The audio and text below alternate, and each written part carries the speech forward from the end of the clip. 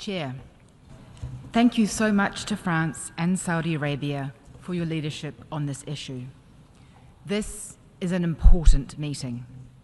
It reflects our grave concerns on the war in Gaza, deterioration in the West Bank, and the critical need to preserve the two-state solution.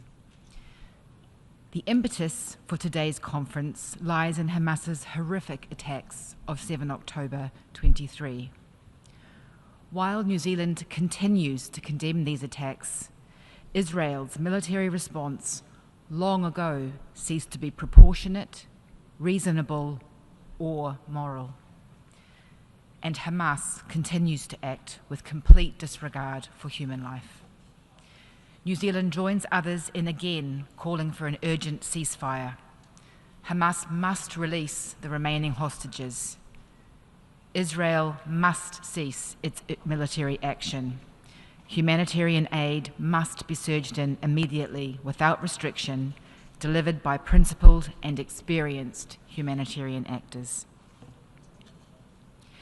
Chair, the only way out of the immediate Gaza crisis and the broader conflict is political.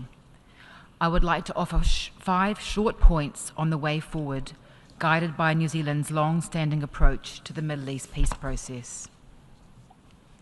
1. There must be a comprehensive and sustainable two-state solution with secure and recognised borders for both Israel and Palestine.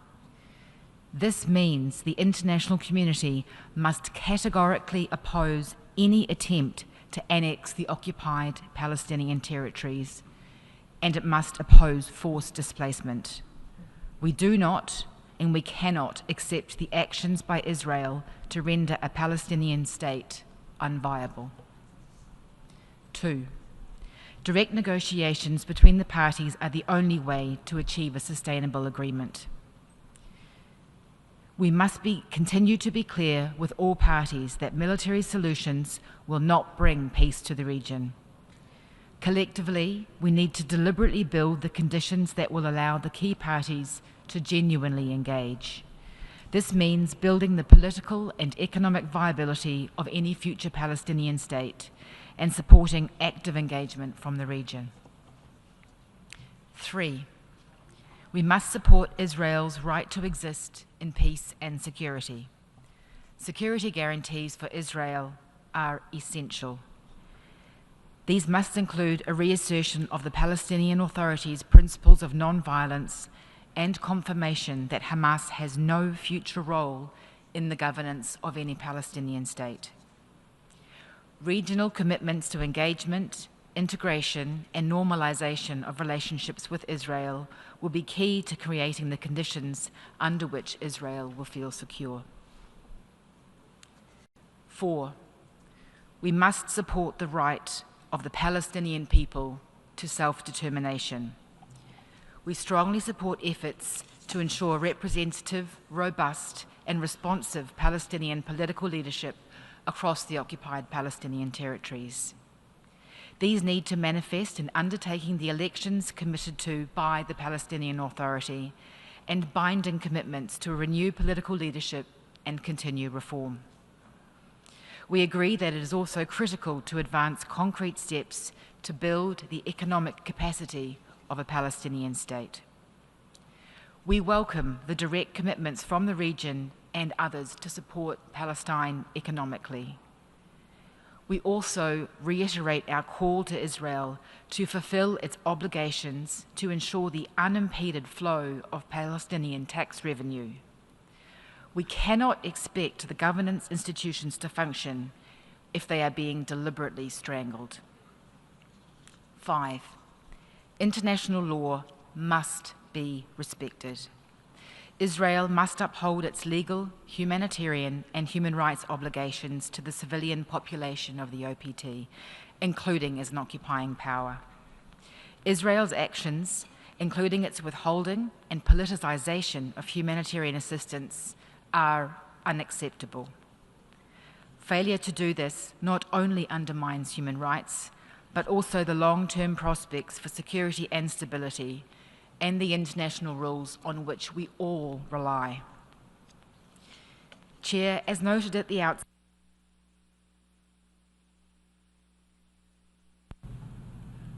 Je remercie. I thank the representative of New Zealand, and I give the floor to the representative of the Lao People's Democratic Republic.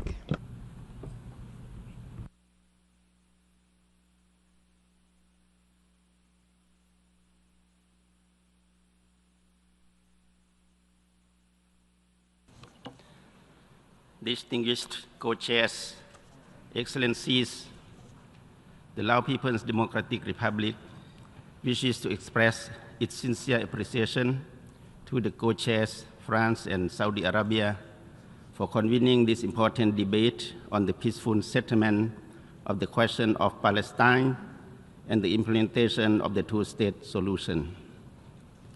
The Lao PDR has been following with deep concern the situation in the Middle East, the prolonged conflict, and the continuing suffering by the Palestinian people. We wish to reiterate that a comprehensive, just, and lasting solution to the question of Palestine must be achieved through peaceful means, in accordance with the international law and the relevant United Nations resolutions.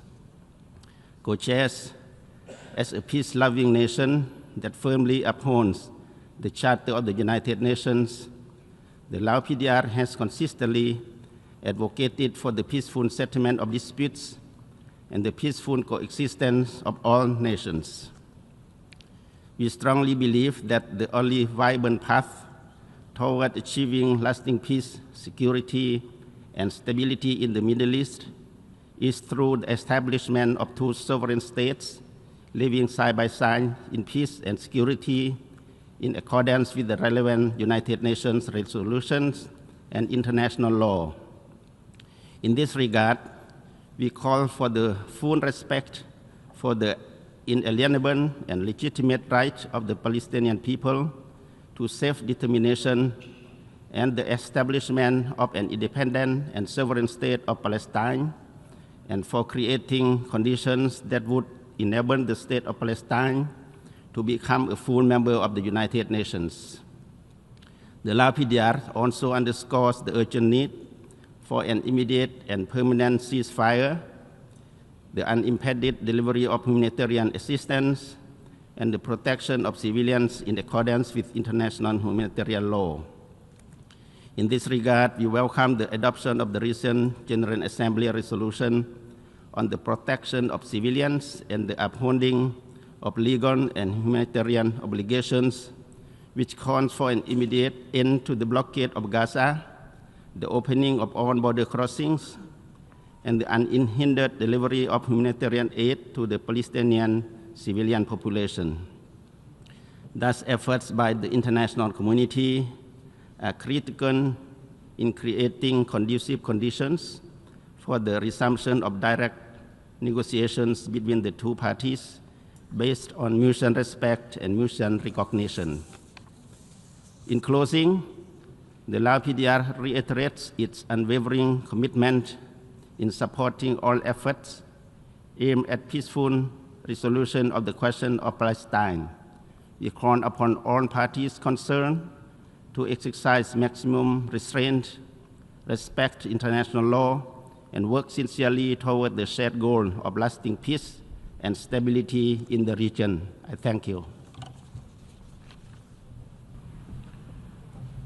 Je remercie. I thank the representative of the Lao People's Democratic Republic, and I give the floor to the representative of Malaysia.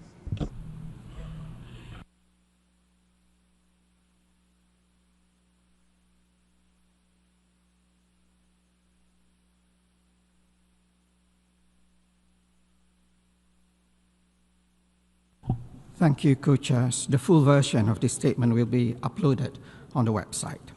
I thank the Kingdom of Saudi Arabia and France for leading this important process at a time when the entire world is outraged by Israel's genocidal war in Gaza, and the two-state solution is in grave peril. Co-chairs, Malaysia wishes to put forth 3 points. First, the solution to this long-standing conflict must be based on international law and the UN Charter. international law, the UN Charter and relevant UN resolutions, as well as rulings and opinions of the International Court of Justice, ICJ, must be the guiding principles in our endeavor. Most importantly, we must be united in support of the inalienable right to self-determination of the Palestinian people through a sovereign state of Palestine based on pre-1967 borders with East Jerusalem as its capital. The recognition of the state of Palestine is a crucial step to protect the two-state solution. We commend countries that have made the bold decision to recognize the state of Palestine and urge others that have not to do so urgently. Israel's occupation of Palestinian lands, which has been deemed illegal by the ICJ, must end. Israel's attempts to forcibly displace Palestinians or change the demographics of the occupied Palestinian territories must be categorically opposed. We must stop the supply of arms, munitions, and items that enable Israel to further expand and entrench its occupation. Targeted sanctions must be imposed on those who incite hatred and violence, illegal settlers, organizations, and businesses that support or profit from the illegal settlements. Malaysia, since December 2023, has banned Israel-flagged ships and ships bound for Israel from docking in Malaysian ports. This is another tangible step that can be taken by all. We must also end Israel's impunity.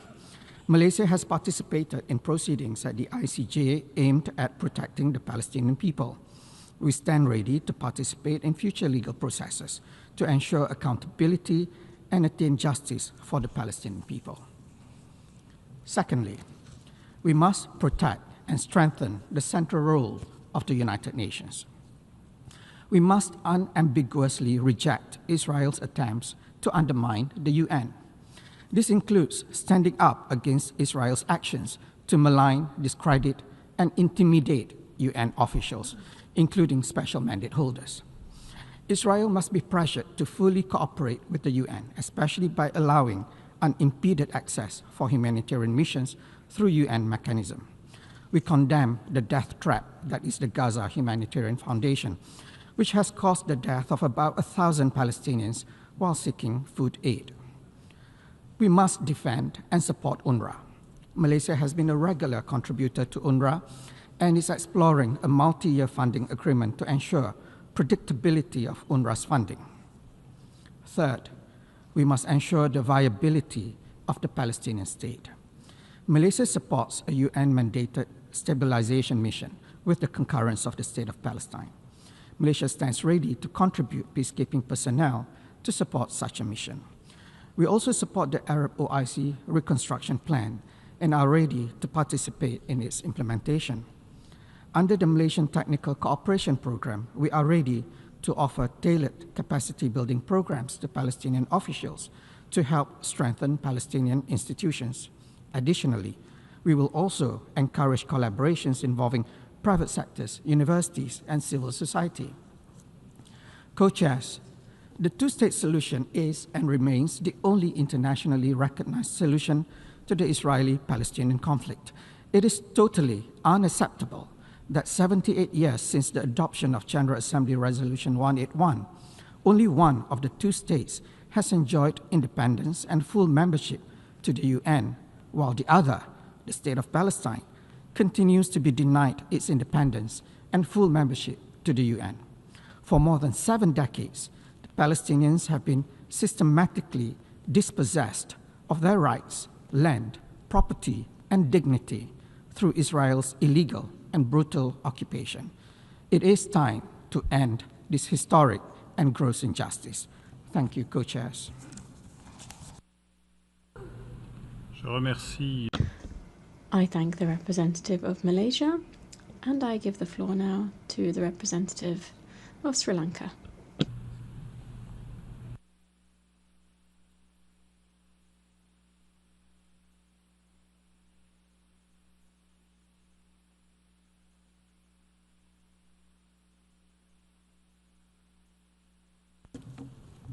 Excellencies, Sri Lanka appreciates France and the Kingdom of Saudi Arabia for their leadership in driving this much-needed multilateral effort to promote a peaceful resolution of the question of Palestine and the implementation of the two-state solution. While Sri Lanka condemns the brutal attacks on 7th October 2023, the unending catastrophic situation we see on a daily basis since then has resulted in unimaginable human suffering in the occupied Palestine territory. The overwhelming majority of dead are women and children. Sri Lanka's solidarity with the Palestinian people remains consistent. The only realistic and lasting way to achieve peace is through a two-state solution. The Middle East, which was once a cradle of civilizations and a land of profound spiritual significance, today is facing peril. Excellencies, the end of starvation in Gaza is also as important as agreeing on an immediate ceasefire. Sri Lanka is alarmed that the civilians lining up for humanitarian aid in Gaza are being killed. We urge the authorities to lift restrictions on aid operations in the occupied Palestinian territory and call for a return to UN-led delivery mechanisms. The UN and its agencies must be allowed to perform their crucial mandates. Sri Lanka recognizes the central role played by UNRWA as the legitimate body tasked with supporting Palestine refugees. In this regard, we deeply regret the loss of over 300 lives of UNRWA staff. UN agencies or their staff should not be victims or subjects of harassment for performing their mandate under international obligations. Co-chairs, as the chair of the Special Committee to investigate Israeli practices affecting the human rights of the Palestinian people and other Arabs of the occupied territories, it is our firm belief that peace in the OPT will remain untenable as long as the underlying issues such as occupation, blockade, and the refusal to recognize Palestine's self-determination continue to exist. Therefore, we must recognize the legitimate and inalienable right of the Palestinian people to statehood. Sri Lanka has consistently supported a just and comprehensive negotiated political settlement to the Palestine issue in line with UN resolutions, leading to two states living side by side based on the 1967 borders. Co-chairs, Sri Lanka recognizes the legitimate security concerns of both Israeli and Palestinian people and acknowledges the suffering that people of both sides have experienced due to decades of violence and conflict. This is the exact reason why Sri Lanka maintains that dialogue remains the only viable option to effectively address the issues of both parties and the region as a whole. In the interest of achieving a peaceful solution for this long-standing dispute, we suggest to consider the following immediate steps to save the lives of thousands of affected innocent civilians. First, an immediate ceasefire. Second, release of all hostages of both parties, including children and women, as a catalyst for building trust. Third, allow UNRWA and other UN agencies to carry out their mandates in Palestine, including in OPS, without any obstruction. Fourth, a UN-monitored mechanism to disarm all military groups in Palestine. Fifth, immediate halt of new settler programs in OPT. Sixth, Palestine's full membership in the United Nations, which has been endorsed by the UN General Assembly at the 10th Emergency Special Session. Excellencies, despite the deep-rooted tensions and complicated realities, decades of global agreement point to the two-state solution as the most viable path ahead. This approach is not just a matter of political practicality, but based on historical context, legal principles, and the shared right of Israelis and Palestinians to statehood. Sri Lanka hopes that this conference will move beyond expressions of support or censure and propel action towards peace for the region. I thank you. Je remercie le I thank the representative of Sri Lanka for his statement, and I give the floor to the representative of Malta.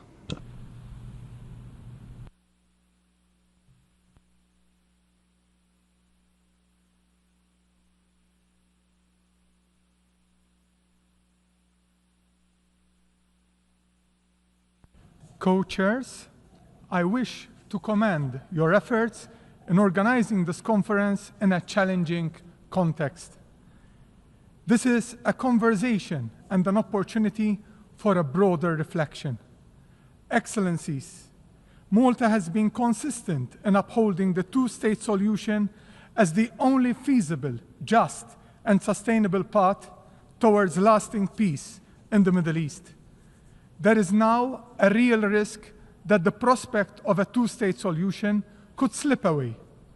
Last year, the International Court of Justice outlined the right of the Palestinian people to self-determination as a peremptory norm of international law. Like many others in this chamber, Malta has consistently supported this inalienable right of the Palestinian people to self-determination in accordance with the Charter of the United Nations.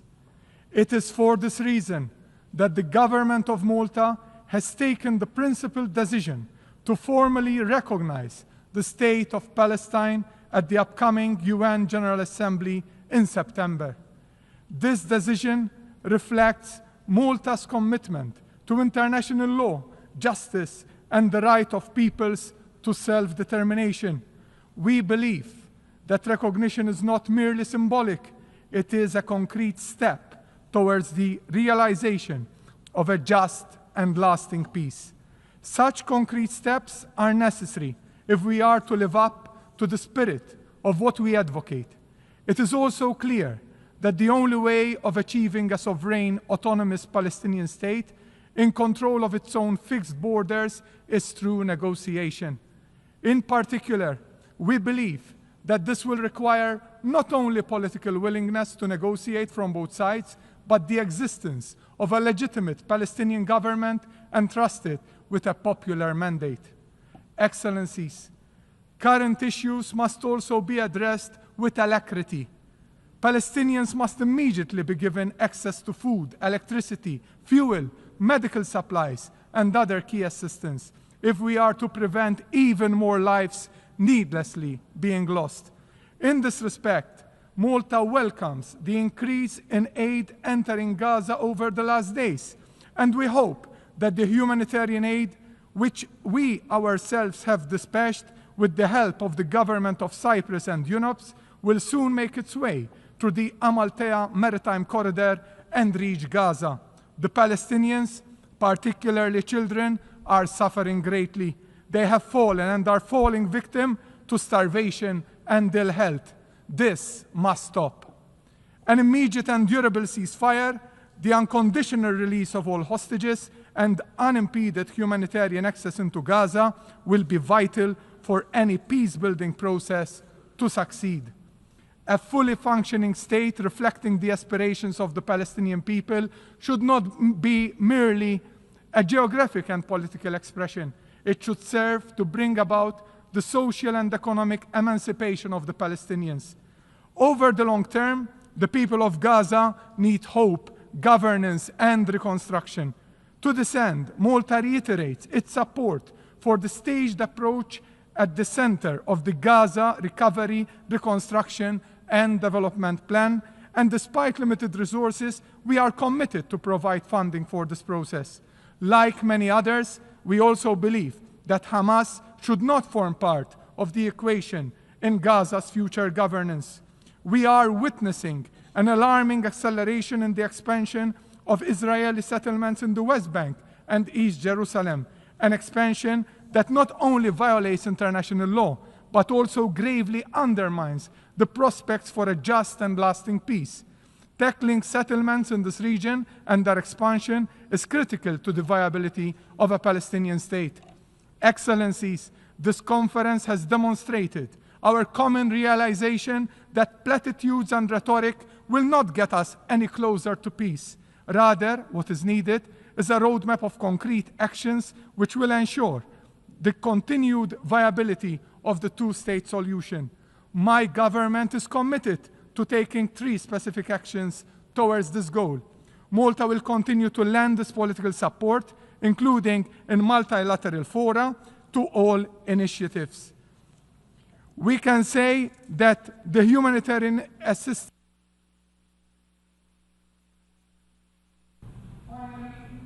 Je remercie. I thank the distinguished representative of Malta for his statement. I give the floor to the representative of Nigeria.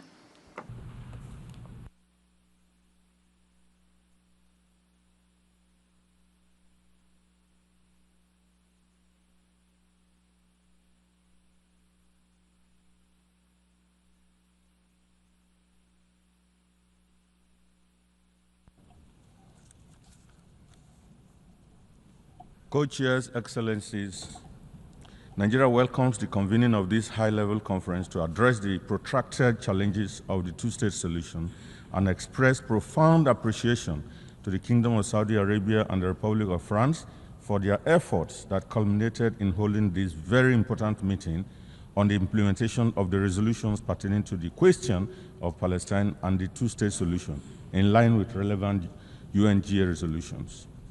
The protracted and unfortunate situation in Gaza and other Palestinian territories cannot be ignored anymore. The lingering Israel-Palestine conflict indicates that the international community has failed to live up to the spirit and aspiration of the United Nations to rid the world of inequality, violence, and illegal occupation. Nigeria recalls the advisory opinion of the International Court of Justice on the legal consequences arising from Israel's policies and practices in the occupied Palestinian territory, and wishes to state that Israel has an obligation to bring an end to its presence in this Palestinian territory in order to actualize the cause of self-determination of the Palestinian people. Nigeria has made several efforts in the past to play a mediating role in the conflict at the highest level, including visiting both Israel and Palestine, during which time we call on the two sides to return to the negotiating table. Therefore, as we underscore the importance of this gathering, Nigeria wishes to call for concrete follow-ups of these important initiatives that could culminate in the realization of a two-state solution and end the age-long conflict. The United Nations, which has remained a beacon of hope and a platform for collaboration in an increasingly interconnected world, must uphold its responsibilities. The role of the United Nations as a catalyst for change will remain crucial, and Nigeria will continue to strongly support the Palestinian cause while reiterating the call that the occupied territory must abide by their responsibilities under international law. Nigeria further reiterates its position that there is no justification for the carnage that is currently going on in the occupied Palestinian territory. The loss of human lives that continues to rise every day is unacceptable, even as we stress that the Palestinian people deserve their independence. This, we believe, is fundamental for security, justice, and peace for all those living in the region. Nigeria also reiterates the call on the Security Council to bring about a permanent solution to the Palestinian question by ensuring the realization of the two-state solution, inalienable right of the Palestinian people to self-determination and the independence and sovereignty of the state of Palestine based on the pre-1967 borders. Nigeria appreciates and supports Egypt and Qatar in their ongoing diplomatic efforts to reach an agreement for an immediate and permanent ceasefire, and the Arab-Islamic plan for early recovery, reconstruction, and development of Gaza, which was presented by Egypt in full coordination with the state of Palestine and endorsed by both the Arab League and the Organization of Islamic Cooperation. Nigeria wishes to highlight the vital and important role of the United Nations Relief and Work Agency for Palestinian refugees in the Near East, along with other United Nations agencies in alleviating the plight of Palestinian people, and urges the international community to support the agency through ensuring that its finances are sustainable and predictable for a continuity in its humanitarian work. Mr. Chair, in conclusion, Nigeria, while reiterating the call for the admission of the State of Palestine as a full member of the United Nations with all rights and privileges, hopes that today's forum could be the enduring legacy of multilateral efforts in the realization of a political horizon of achieving a just and lasting solution for the people of Palestine.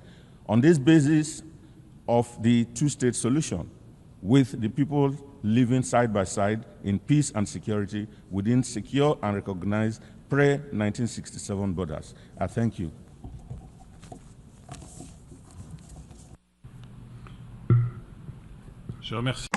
I thank the representative of Nigeria for his statement. I now give the floor to the representative of Mauritius.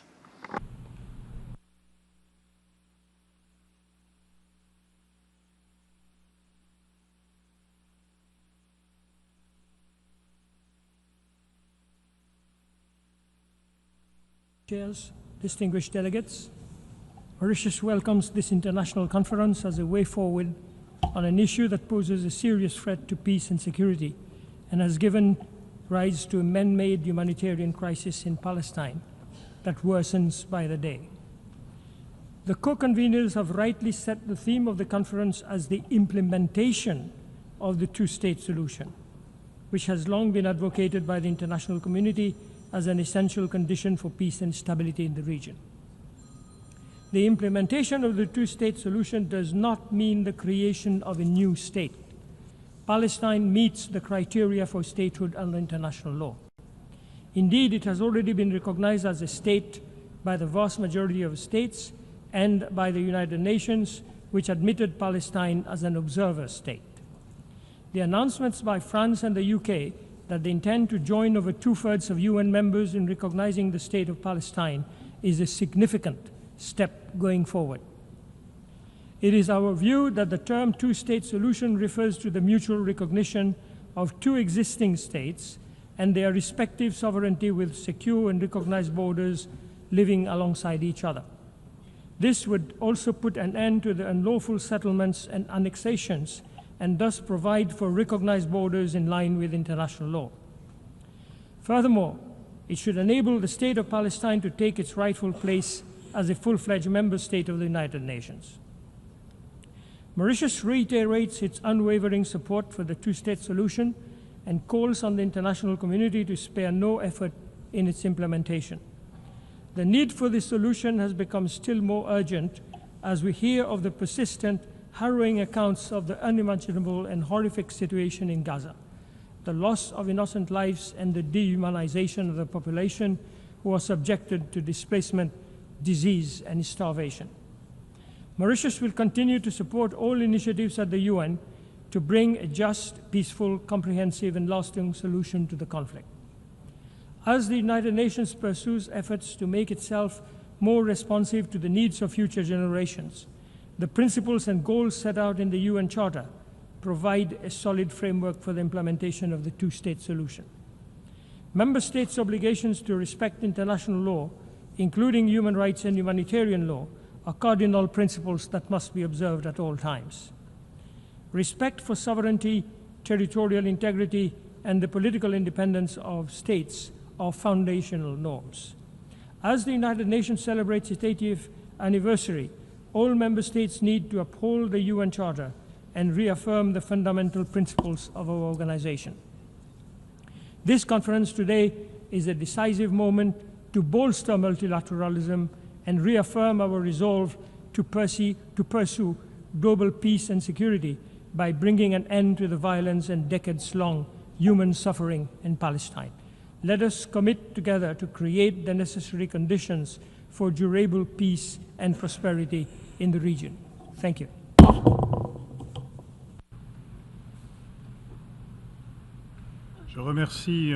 I thank the representative of Mauritius for his statement. I give the floor to the representative of the Democratic People's Republic of Korea.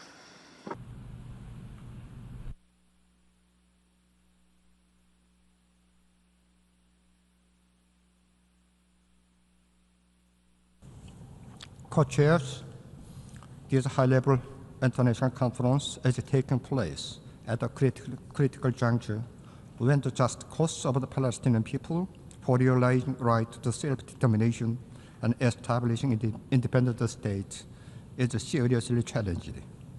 We express strong hope that this high-level international conference will mark an important occasion in ending historic injustice once and for all. Co-chairs, The just and peaceful solution to the question of Palestine is imperative for establishing durable peace and stability in the Middle East and beyond.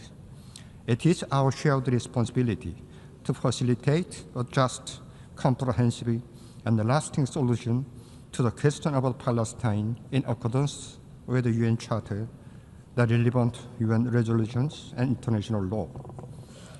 On that note, my delegation would like to highlight the following position. First, international efforts should be intensified to end Israeli outright violation of UN Charter and international law without any further delay. In defiance of the strong protests and condemnation of the international community, Israel continued to commit war crime and crime against humanity in occupied Palestine territory, including in Gaza Strip. We join the international community in strongly condemning such crimes and urging Israel to halt immediately the barbaric atrocity against innocent Palestinian civilians. Moreover, Israel is more bluntly making the moves to expand illegal settlement activity, forcibly displace Palestinian people, and seize Palestinian territory, including in Gaza Strip. The decisive steps are urgently needed to reject any attempt and moves to change the demographic and territorial character of the occupied Palestinian territory in flagrant violation of the UN Charter and international law. Second, unilateral and double standard approach should be categorically rejected. In this regard, we draw your attention to unilateral policy, hypocrisy, and double standard of the United States, which has long connived at and shared Israel barbaric atrocity and illegal territorial expansion. While much talking about the ceasefire and mediation and acting peacemaker on one hand, the United States, on the other hand, systematically blocked peaceful settlement of question of Palestine by abusing its veto power and giving green light to the Israel mass killing through provision of the military, financial, and logistical support under the absurd pretext of the Israel's right to self-defense. The international community should sharpen the vigilance against and resolutely reject unilateral and double standard moves of the United States in favor of Israel. Last but not least, the practical and immediate step should be taken to realize the right to self-determination of the Palestinian people.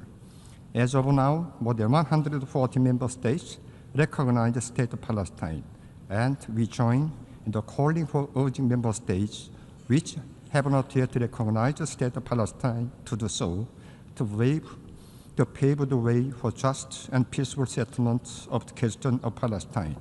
At the same time, admission of the state of Palestine to full membership of the United Nations should be unconditionally fast-tracked. The attitude towards recognition of the state of Palestine and its admission to the full membership of the United Nations is a litmus test to determine the position on the peaceful settlement of the question of Palestine and realization of the inalienable rights of Palestinian people. Taking this opportunity, we reaffirm our unwavering support for and solidarity with the Palestinian people in their just struggle to terminate Israel's illegal occupation and to realize the right and including establishment of an independent state with East Jerusalem as its capital and admission of the state of Palestine as a full-fledged UN member state. I thank you.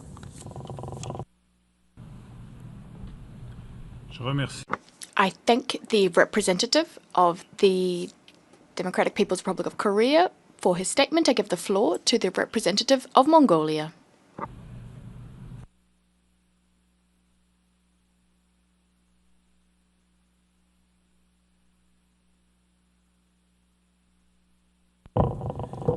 Thank you, Chair, Excellencies, and distinguished delegates. At the outset, I wish to sincerely thank the co-chairs of the conference and the co-chairs of the working groups for their tireless efforts to make this conference possible. At this critical moment in history, Mongolia reaffirms its steadfast support for the peaceful settlement of the question of Palestine and the urgent need to implement two-state solution in accordance with international law and relevant United Nations resolutions. Mongolia firmly supports the right of the Palestinian people to self-determination, including their right to an independent and sovereign state of Palestine, living side by side in peace and security with the state of Israel. We believe that the two-state solution based on the pre-1960 borders and in line with international law and relevant UN resolutions remains the only viable path forward achieving just and lasting peace in the Middle East. We underscore that the immediate and unconditional permanent ceasefire respected by all parties is a vital precondition for the viable implementation of the two-state solution with no role of Hamas in it. Peace cannot take root amid ongoing violence, destruction, and profound human suffering. The presumption of credible political process must begin with silencing guns and safeguarding civilian lives. We stress that all parties to the conflict must comply with their obligations under international law, including international humanitarian law. Violations of these obligations not only undermine prospects for peace, but also erode the fundamental norms of our shared humanity. Mongolia acknowledges the critical role of the United Nations, regional actors, and broader international community in advancing peace efforts and promoting a sustainable political solution. We welcome the initiative of the League of Arab States and the Organization of Islamic Cooperation on the Recovery and Reconstruction, which demonstrates the important regional leadership in laying the foundations for stability and sustainable development. We also welcome the establishment of the Global Alliance for the implementation of two-state solutions and the convening of this conference as a timely and necessary effort to move from words to actions. The time has come not to revive another process, but to implement once and for all what the international community has long agreed upon, the realization of two states living side by side in peace, security, and mutual recognition. Let us be guided by the principles of international law and solidarity. Mongolia stands ready to support all genuine efforts that contribute to comprehensive, just, and lasting peace in the Middle East. I thank you. Je remercie. I thank the representative of Mongolia for his statement. I now give the floor to the representative of Oman.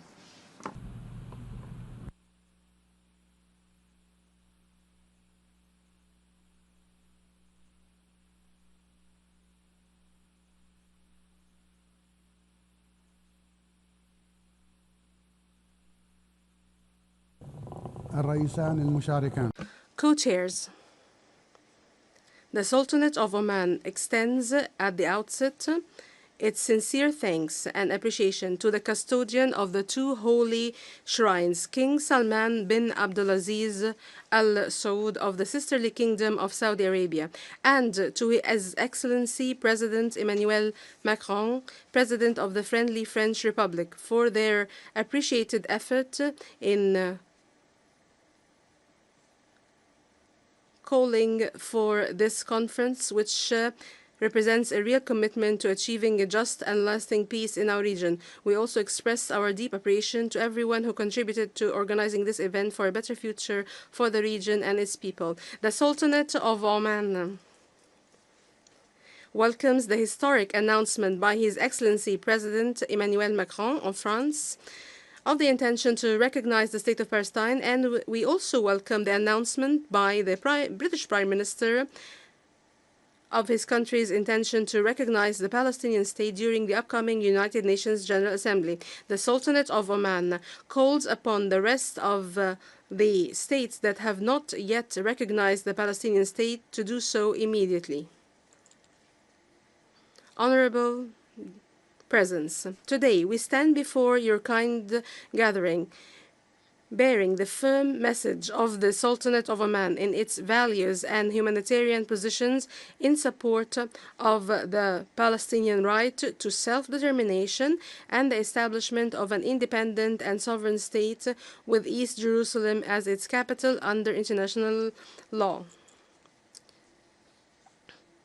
Therefore, the two-state solution is the only and just way to achieve a comprehensive and lasting peace in the Middle East, a solution that is based on the resolutions of international legitimacy and has been embodied in the Arab Peace Initiative. Ladies and gentlemen, today we see that the hope for peace is being eroded by unilateral Israeli policies, the expansion of illegal settlements in the occupied Palestinian territory, not to mention the tragic humanitarian situation in the Gaza Strip and the West Bank. The nature of the current Israeli government's policies as the most extreme in decades further complicates the landscape and directly hampers all effort to relaunch the peace process. We condemn in the strongest terms the adoption by the Israeli Knesset of a draft decision calling for the imposition of Israeli sovereignty over the West Bank in Palestine in a new defiance of the provisions of international law and resolutions of international legitimacy, and a deliberate undermining of the chances for peace in the Middle East. In light of this reality, talking about the two-state solution is no longer enough, but should be translated into a viable plan backed by serious political will and practical measures based on the approved international points of reference. We commend friendly states that have taken courageous and responsible steps to recognize the state of Palestine, a recognition that represents not only a legal and political position, but also a moral expression of siding with justice and human rights. These positions enhance the chances for real peace and constitute positive pressure towards ending the occupation and achieving a just settlement. From this rostrum, we renew the call for the rest of the world, especially those countries that believe in the principles of international law and the right of peoples to self-determination, to follow suit and enable the Palestinian people to gain full international recognition of their independent state on their land. We also stress that the state of Palestine be granted full membership in the United Nations. Admitting the State of Palestine as a full member of this organization is a legitimate right and a motivation for the peace process and reflects a real translation of the positions into practical realities. And we are grateful for the tireless effort made by the 8 working groups whose work played an active and constructive role and contributed to laying the foundation for sustained international engagement for this conference in support of a just and lasting peace. The microphone has been cut.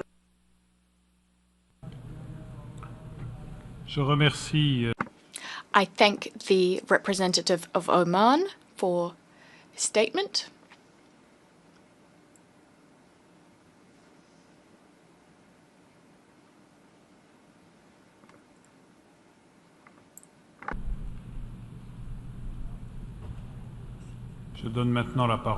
I now give the floor to the representative of Tajikistan.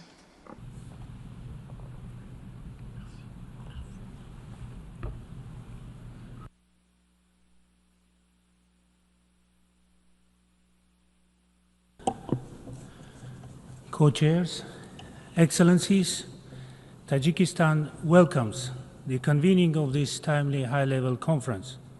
We commend the co-chairs, France and Saudi Arabia, for their leadership and for bringing the international community together to discuss the peaceful settlement of the question of Palestine and the implementation of the two-state solution.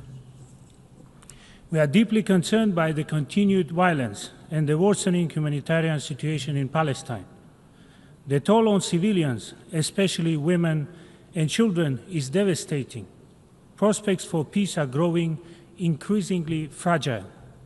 Tajikistan supports the peaceful resolution of conflicts.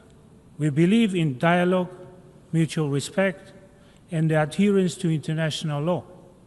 Sustainable peace in Palestine depends on inclusive political processes guided by the principles of the UN Charter. We also believe that the only viable path to a just and lasting peace lies in the full implementation of relevant UN resolutions. This must lead to the establishment of independent and sovereign state of Palestine based on 1967 borders, with East Jerusalem as its capital. We recognize the essential role of the United Nations. We also welcome the contributions of regional and international partners, including the Organization of Islamic Cooperation, in advancing diplomacy and supporting humanitarian efforts. Tajikistan has, within its capacity, extended humanitarian assistance to the Palestinian people and stands ready to continue supporting those in need. Excellencies, the international community shares a responsibility to protect civilians and to prevent further escalation. We must help create the condition for a credible political process. We urge all parties to exercise restraint and choose the path of peace. Tajikistan stands in solidarity with all those affected by the conflict.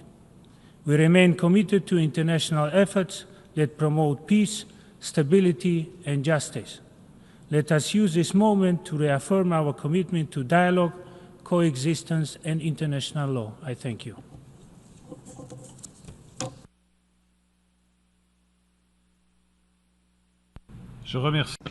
I thank the representative of Tajikistan for his statement, and I give the floor to the representative of Guatemala.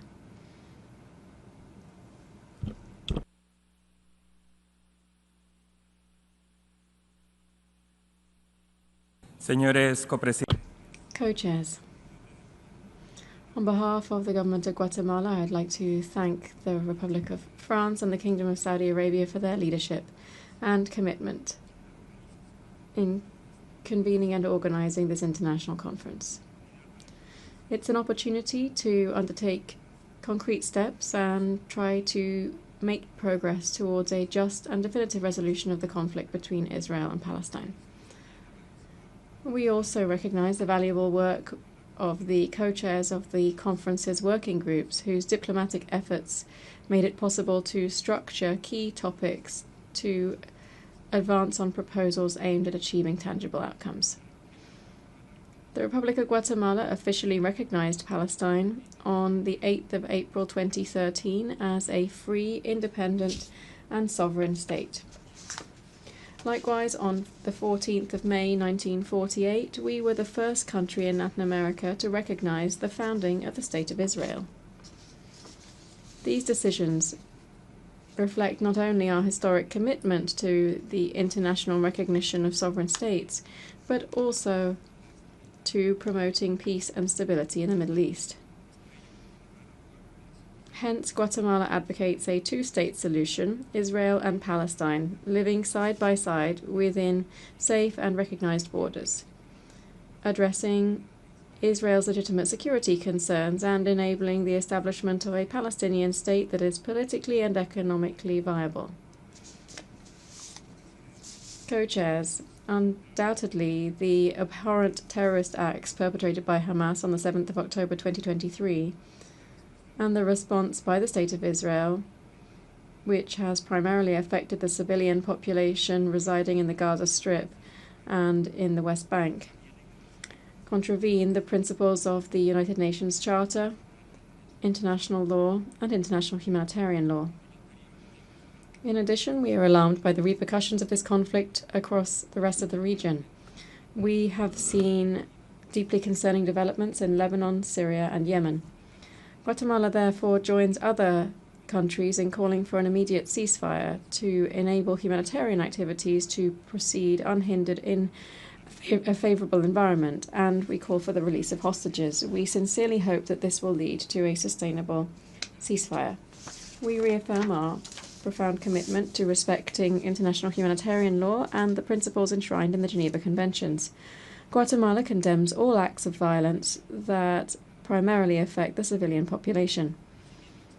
We also express our deep-rooted concern at the severe humanitarian crisis currently unfolding in the Gaza Strip, More than 1 million people have been displaced, and the destruction of critical civilian infrastructure has left the population without access to essential services such as drinking water, medical care, and electricity.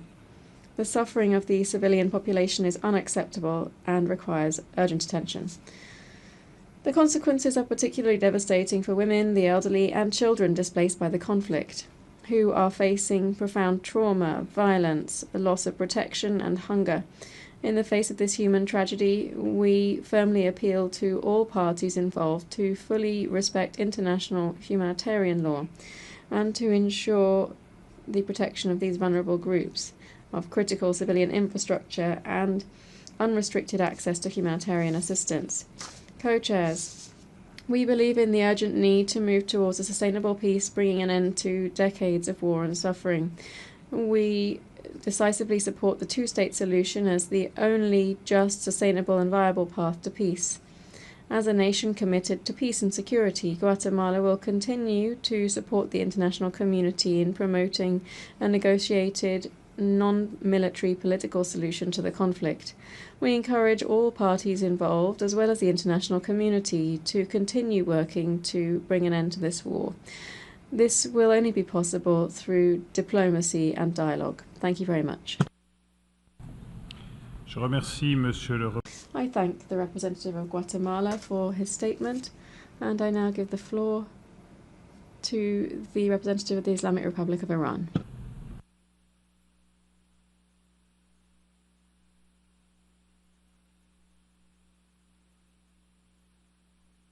In the name of God, the Compassionate, the Merciful, distinguished co-chairs, excellencies, for nearly 80 years, significant concessions have been granted to the occupying regime in the Palestinian territories.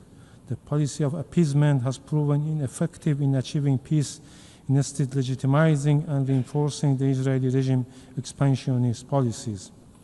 The Gaza Strip has been reduced to rubble, and tens of thousands of inhabitants have been brutally slaughtered.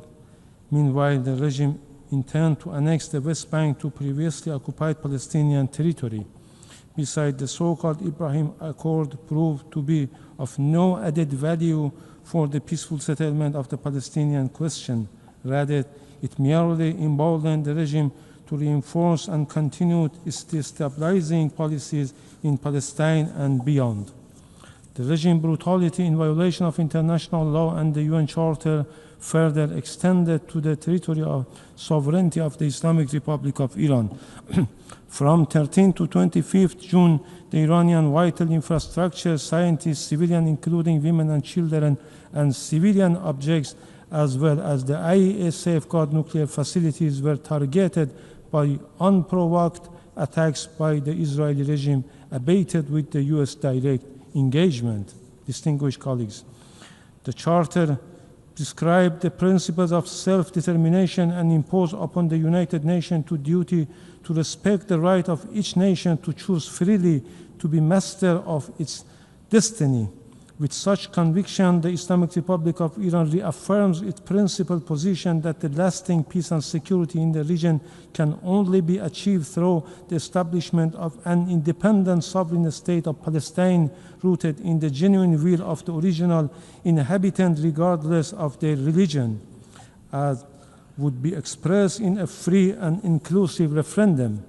The Islamic Republic of Iran firmly believes that any genuine initiative to realize the inalienable right of the Palestinian people must include the following core principles.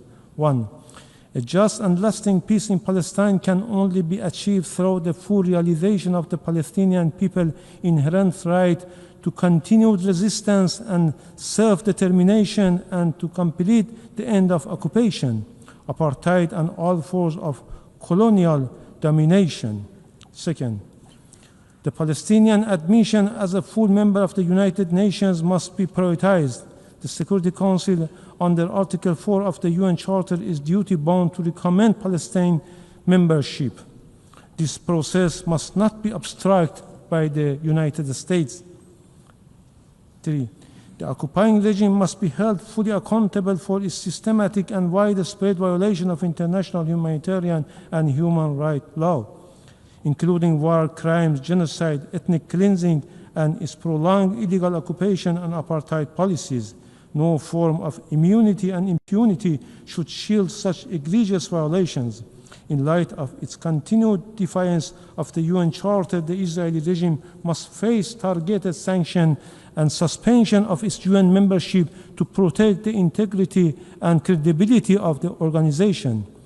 Any attempt to normalize relations with the Israeli occupying regime, as long as it persists in its illegal occupation and atrocity crimes, is a betrayal of international law and justice.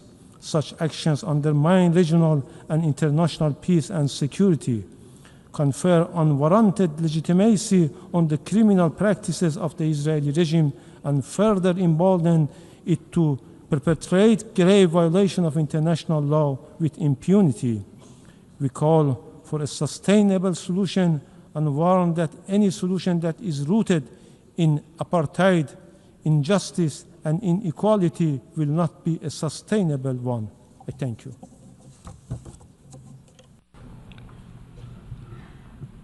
Je remercie Monsieur le représentant de la République.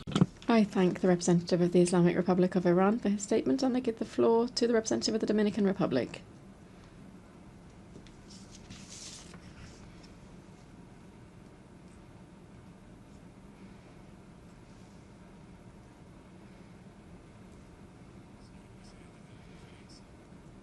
Chairs of the conference, the Dominican Republic would like to begin by expressing its thanks to the co-chairs, France and Saudi Arabia, for the work that they've done over the last few months to make this meeting possible. We also acknowledge the hard work undertaken by all of the countries participating in the 8 working groups which have presented their conclusions this week. This was timely and much needed work. We cannot stand indifferent to the current crisis in the region. As a country committed to the principles of international law and international humanitarian law, the Dominican Republic expresses its deep concern over the humanitarian situation afflicting the civilian population in the region. We urgently call on all parties to ensure safe, swift, and unobstructed access to humanitarian assistance for all those in need, in accordance with the obligations established under the Geneva Conventions and their additional protocols. Our country stands ready to continue supporting all diplomatic efforts made by the international community to facilitate dialogue, ease tensions, and to promote an international order based on respect for the rule of law, where human dignity, justice, and inclusive development are the guiding principles. In this context, the Dominican Republic wishes to reiterate its steadfast support for the existence of a Palestinian state. We trust that the outcomes of this conference, particularly on the basis of the contributions presented by the various working groups, will make an important contribution to this shared objective in favor of peace. We hope that this will be achieved through the full implementation of a 2-state solution and through the admission of the State of Palestine as a full member of this organization. Thank you very much. Je remercie Monsieur. I thank the representative of the Dominican Republic for that statement, and I now give the floor to the representative of Cambodia.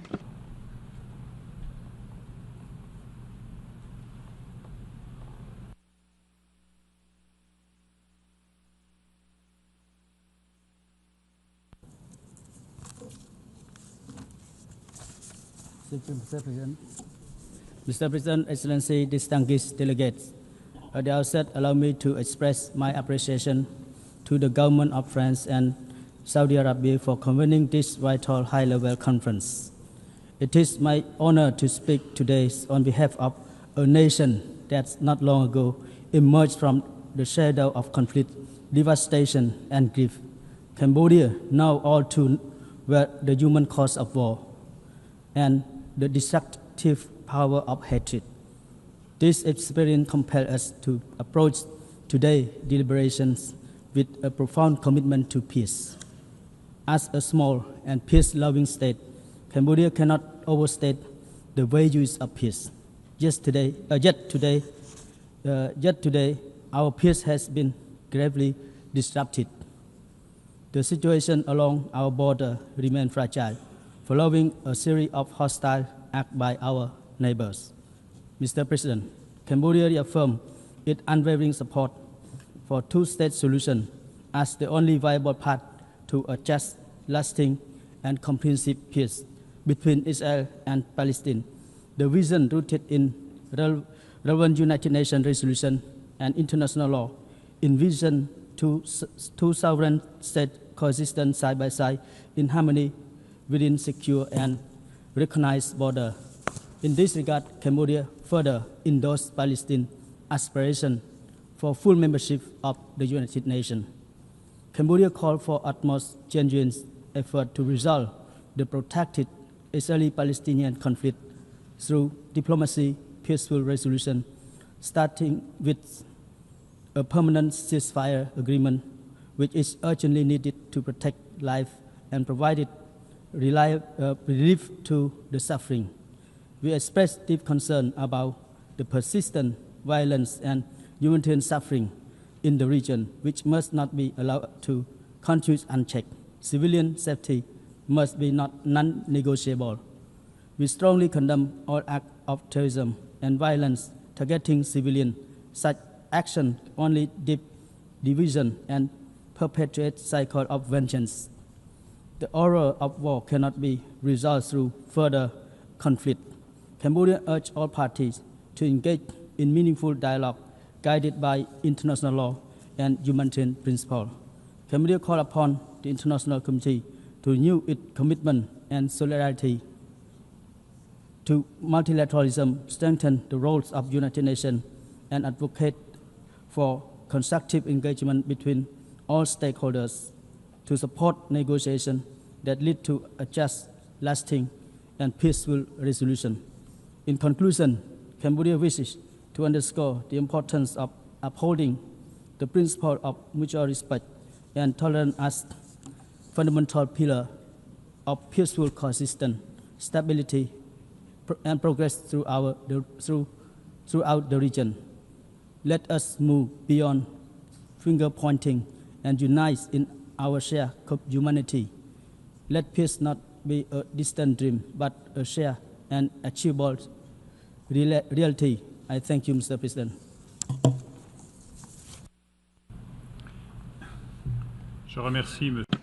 I thank the representative of Cambodia for that statement, and I give the floor to the representative of the Holy See.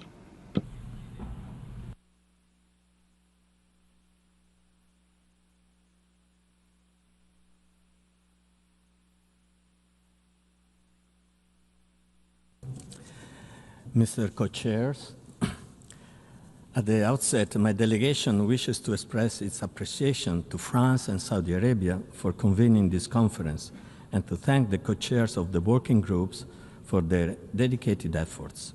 In an era where strength is frequently regarded as a prerequisite for peace, this gathering should serve as a poignant reminder that only through patient and inclusive dialogue a just and lasting conflict resolution can be achieved.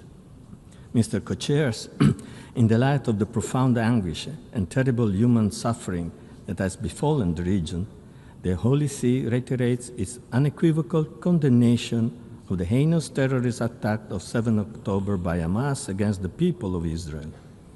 Terrorism can never be justified. At the same time, the Holy See emphasizes that the right to self-defense should be exercised within the traditional limit of necessity and proportionality. The Holy See remains gravely concerned by the worsening humanitarian crisis in the Gaza Strip.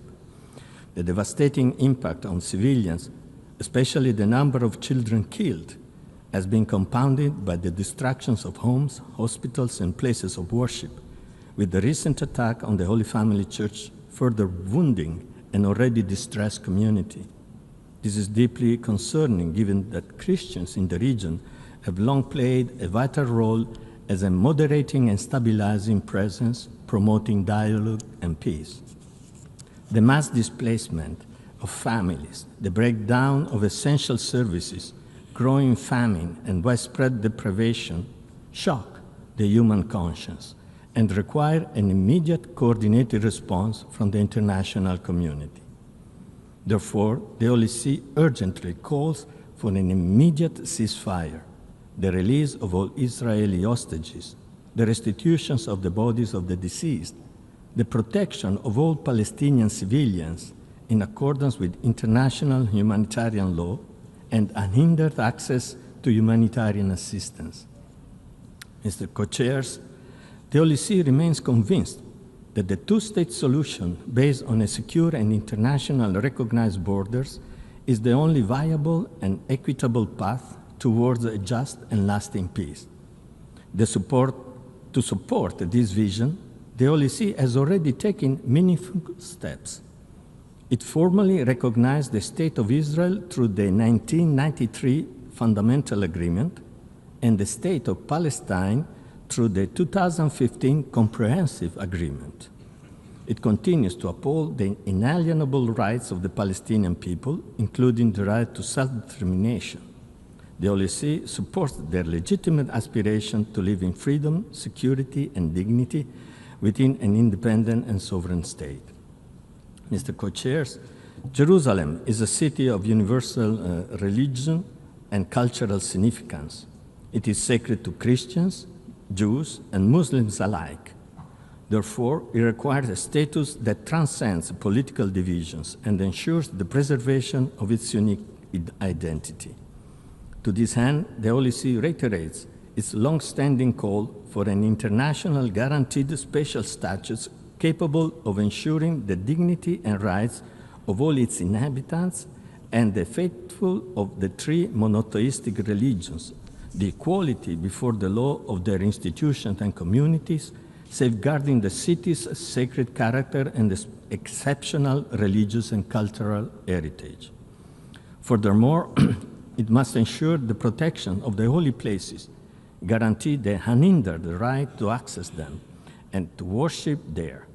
It must also preserve the status quo where applicable. In Jerusalem, no one should be subjected to harassment. Therefore, it is regrettable that Christians feel increasingly threatened in the old city of Jerusalem. Mr. Co-Chairs, my delegation sincerely hopes that this conference will help build trust and strengthen the commitment of all parties to pursuing peace. Thank you very much. Je remercie Monsieur. I thank the representative of the Holy See for the statement, and I give the floor to the representative of Namibia.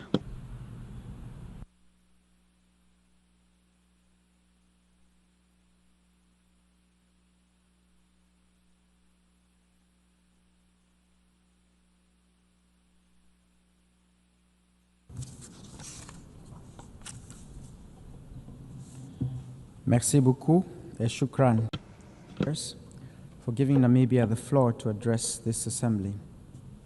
Namibia reaffirms its long-standing and principled position on the question of Palestine. The rights of the Palestinian people are not a matter of negotiation or compromise. They are rights guaranteed under international law, affirmed by countless United Nations resolutions and recognized by the international community.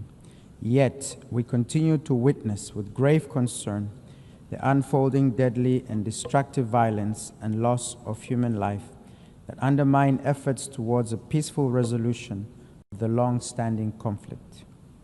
Israel's indiscriminate attacks against civilians in Gaza are the latest episode in the 77 years of the Nakba. The escalating violence is amongst the deadliest on record for women, children, the elderly, and people with disabilities. Namibia remains particularly worried about the worsening humanitarian situation. Throughout Gaza, freedom of movement and access to humanitarian relief remain severely limited despite the clear provisions of Security Council and General Assembly resolutions. Let us be reminded that the weaponization of starvation as a method of warfare is prohibited under international law and must be halted. We firmly believe that the path to peace must begin with an immediate and unconditional ceasefire by all parties and the full implementation of all UN resolutions. This is an imperative that will pave the way for just, lasting, and comprehensive peace between the Israelis and the Palestinians, living side by side, coexisting in an atmosphere of peace and security. No amount of humanitarian and economic support can substitute a negotiated two-state solution, which is the only solution to meet the legitimate security needs of both Israelis and Palestinians. This also implies the urgency of ensuring accountability by all parties. Moreover, there is an urgency to solving the ongoing fiscal crisis faced by the Palestinian Authority due to a combination of factors, including a foreign aid shortfall and the impact of the ongoing conflict in the Middle East. The World Bank has reported that the conflict has plunged the Palestinian economy into its deepest contraction in over a generation, with Gaza experiencing near total paralysis and the West Bank facing a deep recession. The continuation of this crisis is impacting an already fragile Palestinian economy and threatens to destabilize an already volatile situation. The situation is exacerbated by the Israeli government's withholding of funds and restrictions on humanitarian aid delivery, and we urge the international community to provide coordinated support to address this crisis. My delegation resolutely supports the admission of the State of Palestine as a full member state of the United Nations with all rights and privileges. The recent Security Council veto that blocked Palestine's full UN membership is a significant setback for international efforts to resolve the protracted Israeli-Palestinian conflict. Palestine has held observer status at the UN since 2012 and has diligently worked towards full membership, which is a vital step toward recognizing Palestinian statehood. Currently, Palestine is acknowledged as a sovereign nation by 149 of the 193 member states, demonstrating overwhelming international support for its rightful recognition. We call on the UN Security Council to reconsider its stance and to take a just decision that reflects the rights and aspirations of Palestinians. In conclusion, Namibia's commitment and solidarity with the Palestinian people is unwavering. We believe in their inalienable right to self-determination and full recognition as a rightful member of the United Nations and its specialized agencies, ensuring they secure their long overdue place within the global community of nations. Namibia remains dedicated to supporting all diplomatic efforts aimed at achieving these vital goals, advocating for justice, peace, and equality.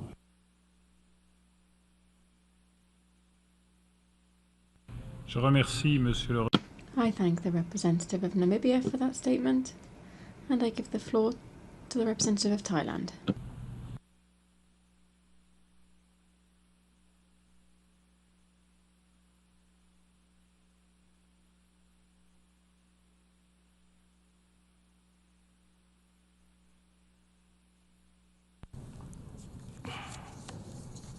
Co-chairs, Thailand would like to express our deep appreciation for your collective efforts and determination in convening this conference to reaffirm our shared political will and commitment to ensuring peace and stability in the Middle East. This long-awaited conference aims to advance international support for a just, lasting, and comprehensive resolution of the Israel-Palestine conflict through the peaceful implementation of the two-state solution. Co-chairs, regrettably, one delegation raised an unrelated issue. While I had not intended to bring this bilateral matter into this very important forum, I must briefly clarify the facts to prevent misunderstanding. On July 28, through the good offices of the Prime Minister of Malaysia, Sharif Fasian, a ceasefire was agreed. Yet, shortly after it took effect on July 29th, our neighbor resumed cross-border fire and incursions into Thailand territory in grave violation of the agreement. Thailand urges our neighbor to adhere strictly to the ceasefire agreement and reaffirms its commitment to working through existing bilateral channels and to refrain from disseminating false or misleading information and to engage in good faith. Co-chairs, the dire situation in Gaza with ongoing hostilities, humanitarian suffering, and widespread displacements, as well as rising tensions across the broader Middle East region, urgently call for renewed dialogue and efforts to safeguard peace and stability. Allow me to highlight the following points. First, Thailand reaffirms our support for the two-state solution as the only viable path to lasting peace, in accordance with international law and relevant UN resolutions, with the states of Israel and Palestine living side by side in peace and security. An inclusive approach is essential. Thailand supports all efforts by the UN, regional and international partners, including the League of Arab States, the OIC, and peace-loving nations, to foster meaningful dialogue and create conditions for peace. Trust must be rebuilt through confidence-building measures, constructive engagement, and inclusive diplomacy that addresses the concerns and aspirations of all parties. Second, we'll continue to call for a ceasefire that is sustainable, and an immediate and unconditional release of all remaining hostages. With Thai nationals among those affected, we have witnessed firsthand the human toll that extends beyond the region. Peace in the Middle East is therefore a shared responsibility for us all. Third, the protection of civilians remains our priority. We support the immediate, safe, unimpeded delivery of humanitarian assistance in accordance with international humanitarian law.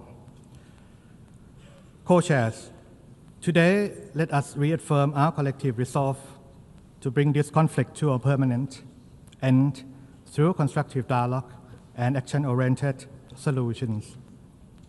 Let history not remember us for our inaction, but for our courage to take decisive steps in the pursuit of peace over conflict.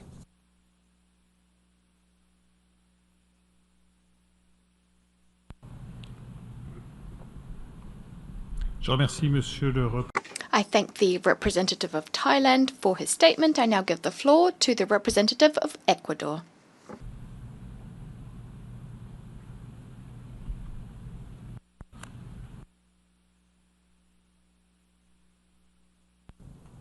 Agradezco a Arabia.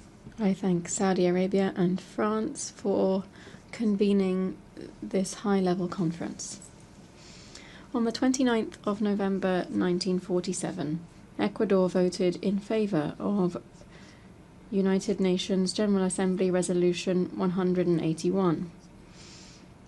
Co-chairs, for Ecuador, multilateralism must urgently contribute to decisively addressing the needs of peoples.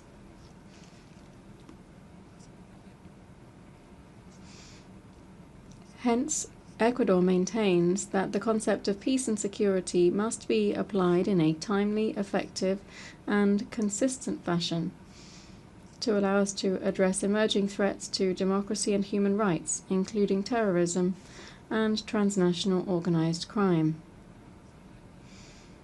These are global scourges that know no borders and that no country can confront alone. This realistic approach, grounded in effective multilateralism, must also be applied to the issue before us today. No military action, abductions, conquests, uprisings, famines, or abhorrent acts of terrorism have managed to resolve, nor will they resolve, this issue. Almost 8 decades of pursuing such a path unsuccessfully should be enough. It's time to stop the blame game and instead to focus on achieving a lasting agreement once and for all. The only viable path is to move towards a negotiated, peaceful, definitive and just solution for the parties. My country hopes that in the not too distant future, peace and security may return to the region. Thank you very much. I thank the representative of Ecuador for his statement. I now give the floor to the representative of Kyrgyzstan.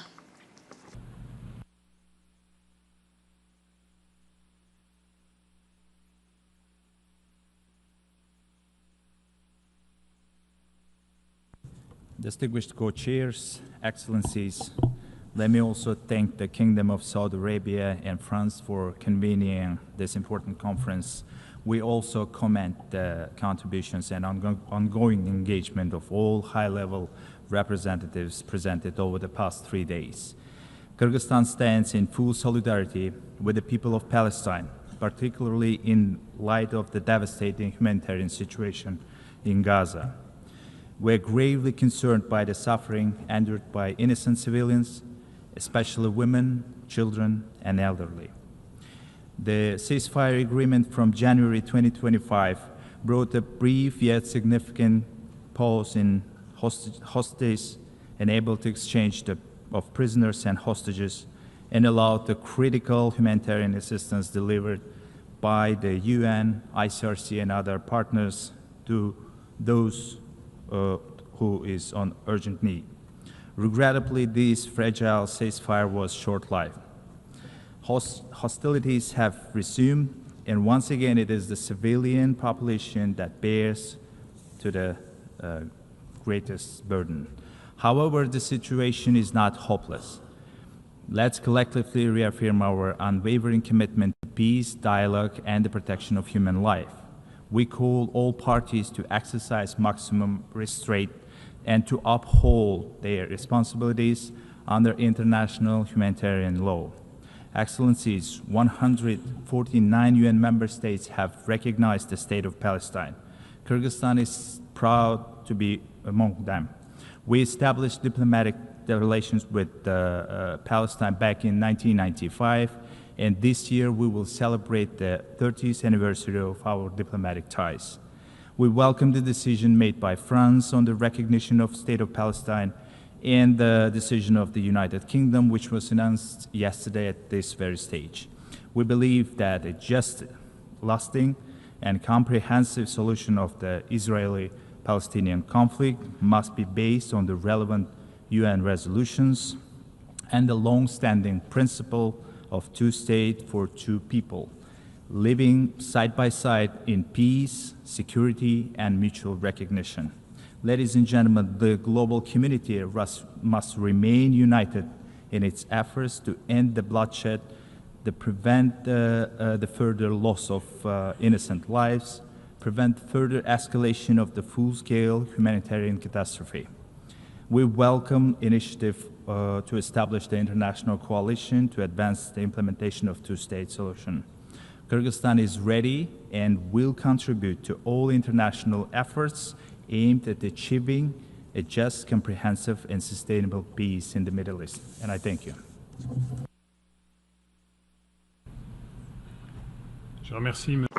I thank the representative of Kyrgyzstan for his statement. I now give the floor to the representative of Kazakhstan.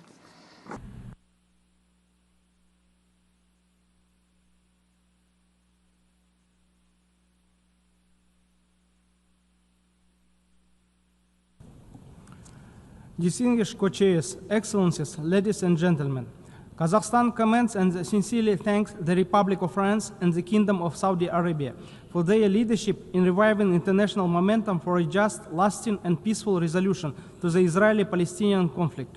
Kazakhstan has consistently supported the realization of the two-state solution as the only viable path to a just, comprehensive, and lasting peace in the Middle East. We firmly believe that the establishment of an independent, sovereign, and viable state of Palestine within the 1967 borders with East Jerusalem as its capital, living side by side with Israel in peace and security, remains essential to regional and global stability. This vision is founded especially on the relevant UN General Assembly and Security Council resolutions. At the same time, Kazakhstan unequivocally condemns the terrorist attacks carried out on the 7th of October 2023, which led to the killing of civilians and the taking of hostages. We call for the immediate and unconditional release of all hostages. Such acts are unacceptable and have no justification under international law. The protection of civilians must be upheld on all sides. We are deeply alarmed by continuing escalation of violence, the unprecedented level of human suffering in Gaza, and the absence of a genuine political horizon. The dire humanitarian situation is unacceptable and demands urgent international attention. Kazakhstan reaffirms its support for the central role of the United Nations in efforts to resolve the Israeli-Palestinian conflict. Hence, we highly commend and support the work of the United Nations Relief and Works Agency for Palestinian refugees in the Near East in providing vital services and protection to millions of Palestinian refugees.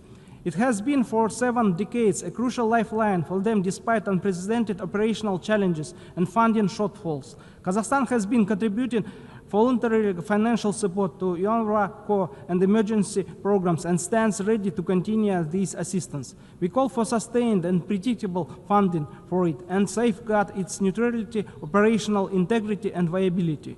Furthermore, we express our solidarity with the people of Palestine and reaffirm our readiness to extend humanitarian and development assistance, including to the civilian population in Gaza. We also believe that ensuring accountability and adherence to international humanitarian and human rights law must be at the heart of any meaningful process toward peace. The protection of civilians must remain paramount. There can be no lasting peace without justice, dignity, and mutual recognition.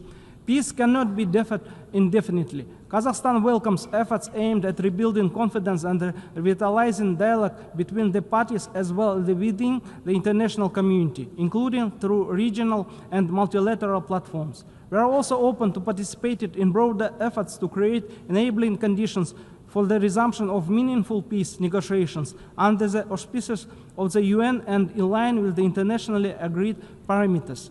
To conclude, the international community has a moral and political responsibility to act.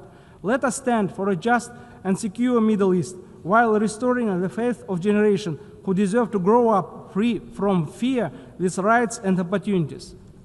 I thank you. I thank the representative of Kazakhstan for his statement. I give the floor to the representative of Côte d'Ivoire.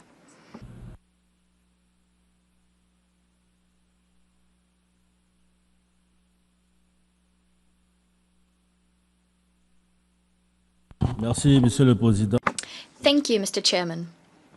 Co-chairs, my delegation welcomes the convening of this important international conference, which offers up an opportunity to work together towards the peaceful settlement of the question of Palestine and the implementation of the two-state solution. My country would like to reiterate its heartfelt congratulations to France and Saudi Arabia. Thank you for your leadership as co-chairs of the conference. Rest assured, you have our full support. Côte d'Ivoire would like to speaking from this high rostrum, reiterate its support for the initiatives of the UN Secretary General, His Excellency Antonio Guterres, efforts for peace in the Middle East. We urge the continuation of his tireless efforts to ensure the definitive resolution of the crisis between Israel and Palestine.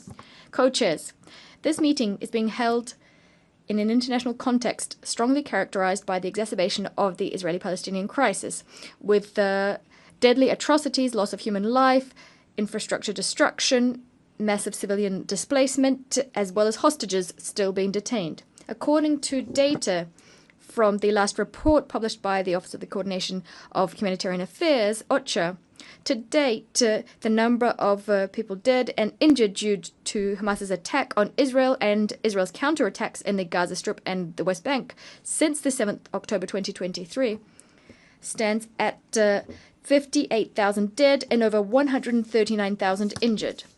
Faced with this situation, its unprecedented proportions in which we fear humanitarian collapse in Gaza, Côte d'Ivoire, alarmed by this tragedy, would like to once again call for restraint and for recourse to diplomacy for a peaceful and lasting settlement of the crisis. My delegation welcomes the adoption on the 12th of June of this year by the General Assembly of a resolution demanding a ceasefire in Gaza and guarantees that sufficient aid immediately reaches Palestinian civilians.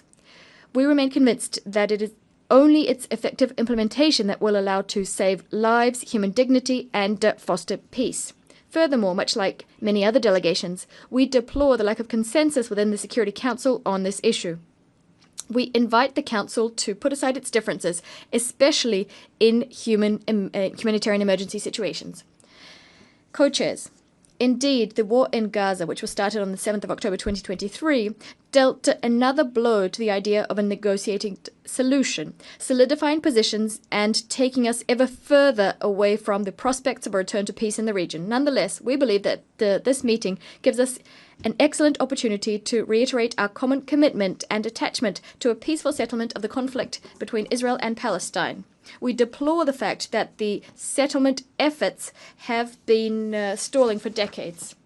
Indeed, these deliberations are an opportunity to revive international support for peace. My country stands convinced that it is through respect for international law and relevant Security Council and General Assembly resolutions that a lasting and mutually acceptable solution to the conflict can be found.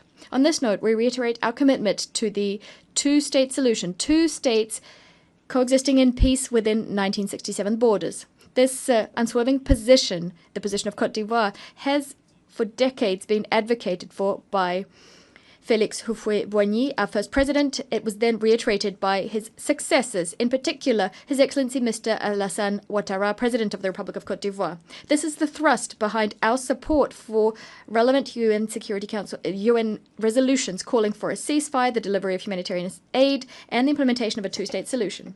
Co-chairs, to conclude, I'd like to ardently reiterate that we wish this conference every success. We hope that it will allow for progress on the implementation of UN resolutions on the question of Palestine and the two-state solution, so as to achieve comprehensive, just, and lasting peace in the Middle East. I thank you for your kind attention. I thank the representative of Côte d'Ivoire for his statement. I now give the floor to the representative of Romania.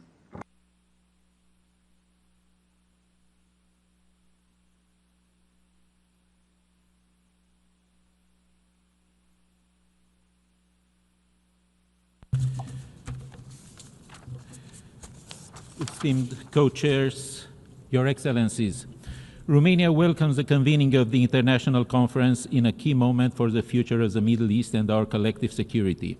We wholeheartedly hope that this timely initiative will be a decisive step in reviving the two-state solution and setting it on an irreversible course.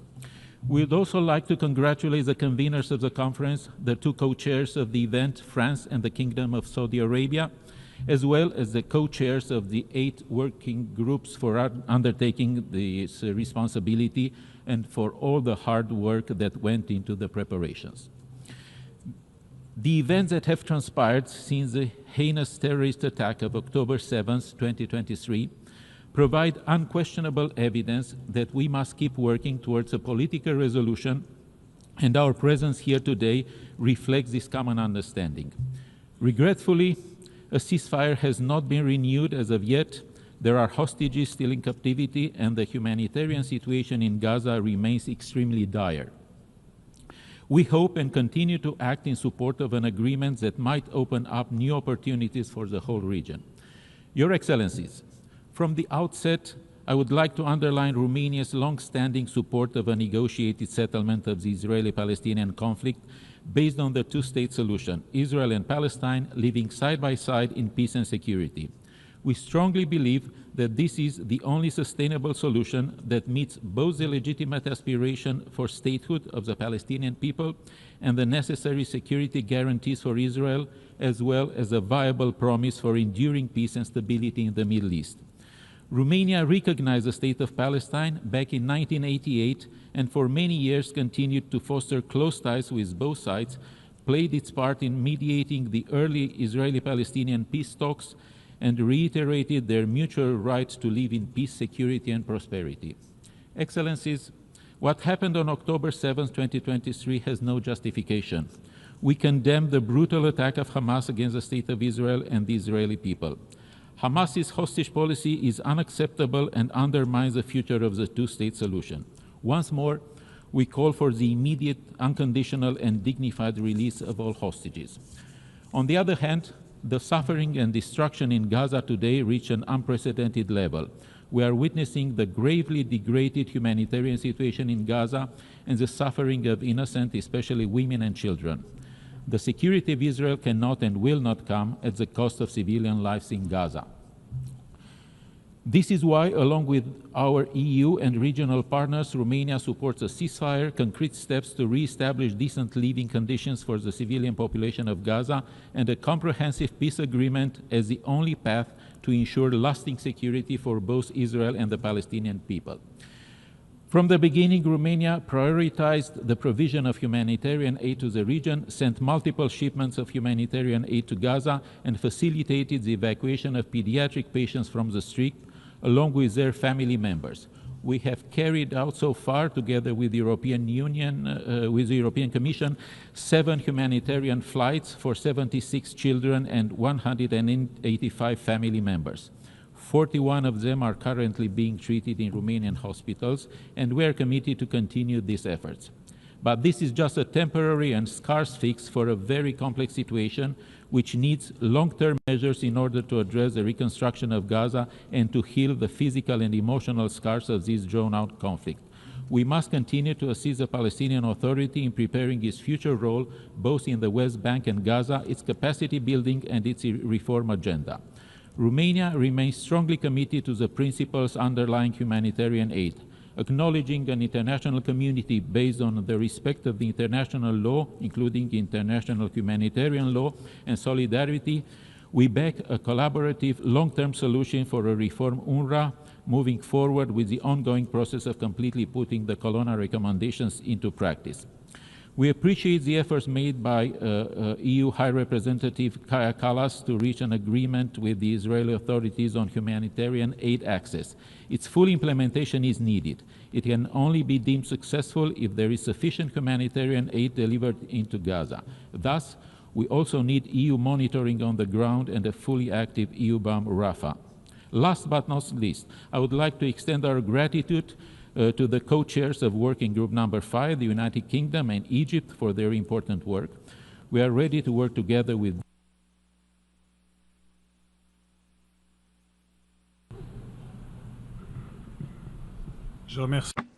I thank the representative of Romania for his statement.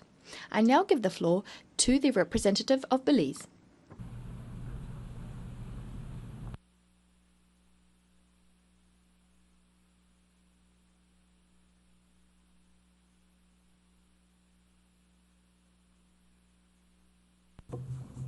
Co-chairs, Excellencies, distinguished delegates.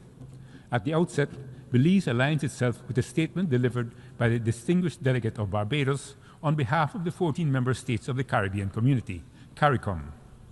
We commend the Kingdom of Saudi Arabia and the Government of France for their leadership in co-chairing this conference aimed at advancing the peaceful and just settlement of the question of Palestine. we are especially encouraged by the announcements of several governments that they intend to recognize the State of Palestine in September. We hope that other member states, especially those that supported the 1948 UN resolution, follow suit and join the 147 countries that have already recognized Palestine. Belize's position on the question of Palestine has never wavered. We have been a consistent voice in support of the full realization of the Palestinian people's inalienable rights to self-determination, independence, and sovereignty. It is from this principled position that we view the current situation with deep concern and moral urgency. Excellencies, we are gathered here today to take long overdue steps toward the implementation of the 1948 UN resolution on the question of Palestine. While recognition of the State of Palestine is critical and a necessary step forward, it is only the beginning. The international community must go further and provide every assistance to the Palestinian people to establish and strengthen its institutions to govern and manage a modern, democratic state living side by side with the people of Israel within secure and recognized borders. At the same time, the international community must confront the humanitarian catastrophe unfolding in Gaza head-on. Homes, schools, hospitals, and entire communities have been destroyed in a campaign of violence that has spared no one. Belize unequivocally condemns the indiscriminate bombing in Gaza, the blockade of life-saving humanitarian aid, and the ongoing violation of the UN Charter and international law. We must act to ensure the immediate, safe, and unimpeded flow of humanitarian assistance to the Palestinian people under the coordination and oversight of the United Nations. We must also ensure Palestine receives the financial, material, and technical assistance needed to support their reconstruction efforts. Excellencies, for any of this to materialize, there must be a genuine political process. Israel must come to the table. It must understand that there can be no lasting peace in the region unless the question of Palestine is resolved. Trust must be restored in the region. But first, the violence must end. Recrimination by the combatants, their sponsors, the onlookers must stop.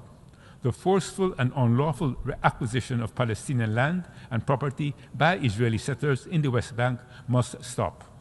We in the international community must contribute to building trust in the region by providing meaningful support to all the factions, not only Palestine and Israel, but also to their neighbors, so that a culture of peace, cooperation, and mutual respect prevails.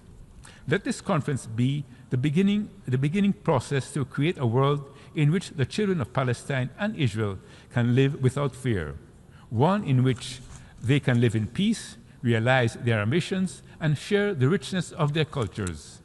Belize stands firmly with the Palestinian people and remain committed to the pursuit of justice, peace, and the vision of two sovereign states living side by side in mutual respect and security. I thank you.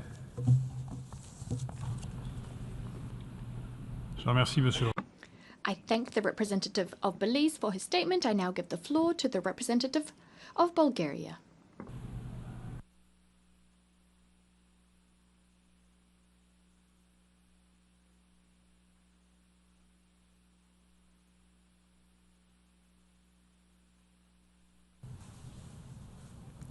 Thank you very much, dear co-chairs. Bulgaria highly appreciates the holding of this important international conference, co-chaired by France and the Kingdom of Saudi Arabia. Achieving lasting peace and stability in the Middle East is our shared priority, one that can only be realized through joint and coordinated efforts. Back in 1988, Bulgaria was among the first countries to recognize the State of Palestine. This historic decision stands as a testament to our long-standing commitment to a just and comprehensive peace. Grounded on the two-state solution. Today, we gather not merely to exchange views on policy, but to reaffirm a fundamental principle, one that speaks to the dignity of peoples, the urgency of justice, and the moral responsibility of the international community. That principle is the right of both Israelis and Palestinians to live in peace, security, and self-determination side by side into sovereign and viable states. The two-state solution is not a rhetorical ideal. It is a vision anchored in decades of international consensus, enshrined in United Nations resolutions, embodied in Oslo Accords, and held by millions who refuse to yield to despair. It remains the only viable path towards a durable peace, one that guarantees a secure and democratic Israel and a free, sovereign, and democratic Palestine. Bulgaria strongly condemns the brutal terrorist attack carried out by Hamas on 7th of October 2023, which resulted in the horrific loss of more than 1,200 innocent civilian lives. The tragic developments in the Middle East since 7th of October underscore the urgent need for peace. As is often the case, civilians bear the heaviest burden of the conflict. The immediate priority must be an enduring ceasefire, the unconditional release of all hostages, and the dramatic improvement in the catastrophic humanitarian situation in Gaza. This must include unimpeded access for humanitarian aid and its sustained distribution across the Strip, in line with UN Security Resolution 2735, as well as the protection of humanitarian workers on the ground. These goals require not only political, but will be also the design of implementation of practical and viable solutions. For peace to be sustainable, it must emerge from direct negotiations between the parties, who must be willing to compromise, demonstrate leadership, and take courageous steps forward. The fundamental prerequisite for lasting peace is trust, confidence-building measure aiming at reducing tensions, enhancing communication, and promoting dialogue must be prioritized during any potential peace process. In this context, the exchange of information on security-related matters and the exercise of restraint are critical. Israel has a proven record of such cooperation, including with Palestinian Authority. Any future regional security architecture must take into account Israel's legitimate security concerns and be rooted in the recognition of its right to exist, an imperative that should be universally accepted. Neighboring Arab states should be actively involved in this effort, ideally through normalization of relations following the model of the Abraham Accords. At the same time, the state of Palestine, represented by the Palestinian Authority, must be recognized by the international community, excluding any role for Hamas. This requires successful inter-Palestinian reconciliation, leading to the establishment of unified leadership elected through inclusive democratic elections. These elections would not only resolve questions of legitimacy, but would also lay the foundation for a functional and democratic Palestinian state. In this regard, capacity building remains essential. Particular attention must be given to working with the youth, creating pathways to peace and development, while countering radicalization and incitement to violence. Let history remember this moment, not as yet another missed opportunity, but as a beginning of a renewed international commitment. Let this conference not only express solidarity, but serve as a catalyst for action. For peace is not a gift we offer one another, it's a responsibility we owe to future generations. I thank you.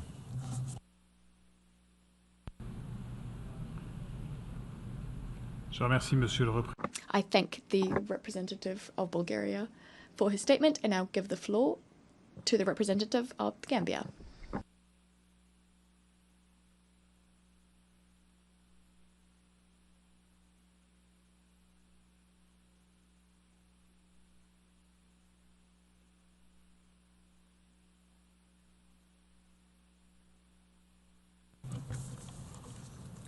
Co-chairs, Excellencies, distinguished delegates, let me seize this opportunity to convey our deep appreciation to the governments of France and the Kingdom of Saudi Arabia for convening this international conference under the auspices of the General Assembly as regards the question of Palestine and the two-state solution in a bid to work towards the international processes for lasting peace, for lasting peaceful solution to the crisis in Gaza. The Gambia also welcomes the historic efforts by France for the recognition of Palestine as a state and encourages other member states to seize the momentum and to recognize Palestinian statehood. This conference is a call to collective and pragmatic action anchored on the hope of peace, justice, dignity and respect for self-determination, sovereignty, and the statehood of the Palestinian people. Excellencies, today we stand at a critical juncture in the history of our world, facing a crisis that threatens to unravel decades of diplomatic efforts and plunge our world into deeper conflict. As we gathered here, the occupation of Palestine continues to be a source of immense pain and suffering. This comportment not only undermines the prospect for a peaceful resolution, but also exacerbate the tensions within the region. Chair, co-chairs, the ongoing occupation of Palestine and the injustice suffered by the Palestinian people serve as one of the most egregious situations to have ever occurred in our lifetime. It is incontrovertible that in view of the dire humanitarian situation in Gaza, the need for definitively resolve the conflict has never been more urgent. The Gambia recognizes the enduring negative consequences of the occupation of Palestine and believes that the occupation and hostilities against the Palestinian people is not only a violation of our shared humanity, but also an affront to the rule-based international order.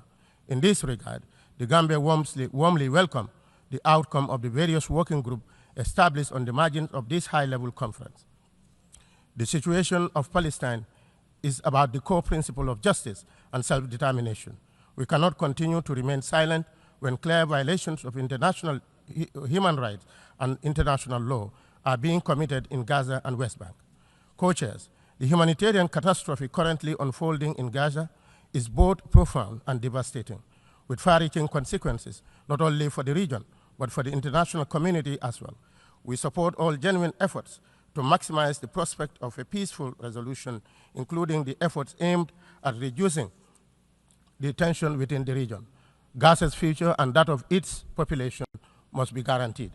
The scale of the displacement has resulted in unprecedented strain on resources and infrastructure within Gaza and neighboring areas where refugees seek shelter. Essential services like healthcare, water, sanitation, and electricity are severely compromised, leading to severe shortages of necessities. The people of Gaza need our collective support to rebuild their lives. It is critical for the global community to come together to ensure that humanitarian aid reaches those in need and to work towards a sustainable political solution that promotes peace and security for all people in the region. Bearing in mind, also, the peace cannot be guaranteed without the exercise of right to self-determination of the Palestinian people and statehood. It is our conviction that we proceed with a clear focus on our shared goals, peace, justice, and restoration of dignity to all those affected by the conflict. It is through our united efforts that we can hope to achieve a durable ceasefire and the unconditional release of all hostages, thereby paving the way for a lasting peace and that respects the rights and sovereignty of all.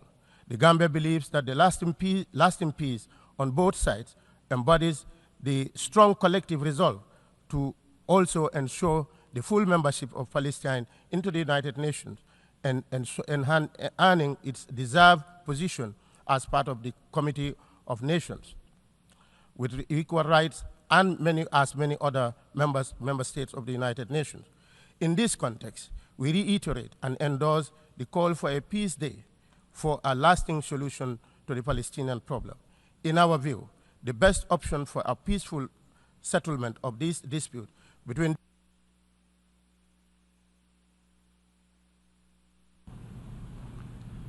Je remercie. I thank the representative of the Gambia for the statement, and I give the floor to the representative of the United Republic of Tanzania.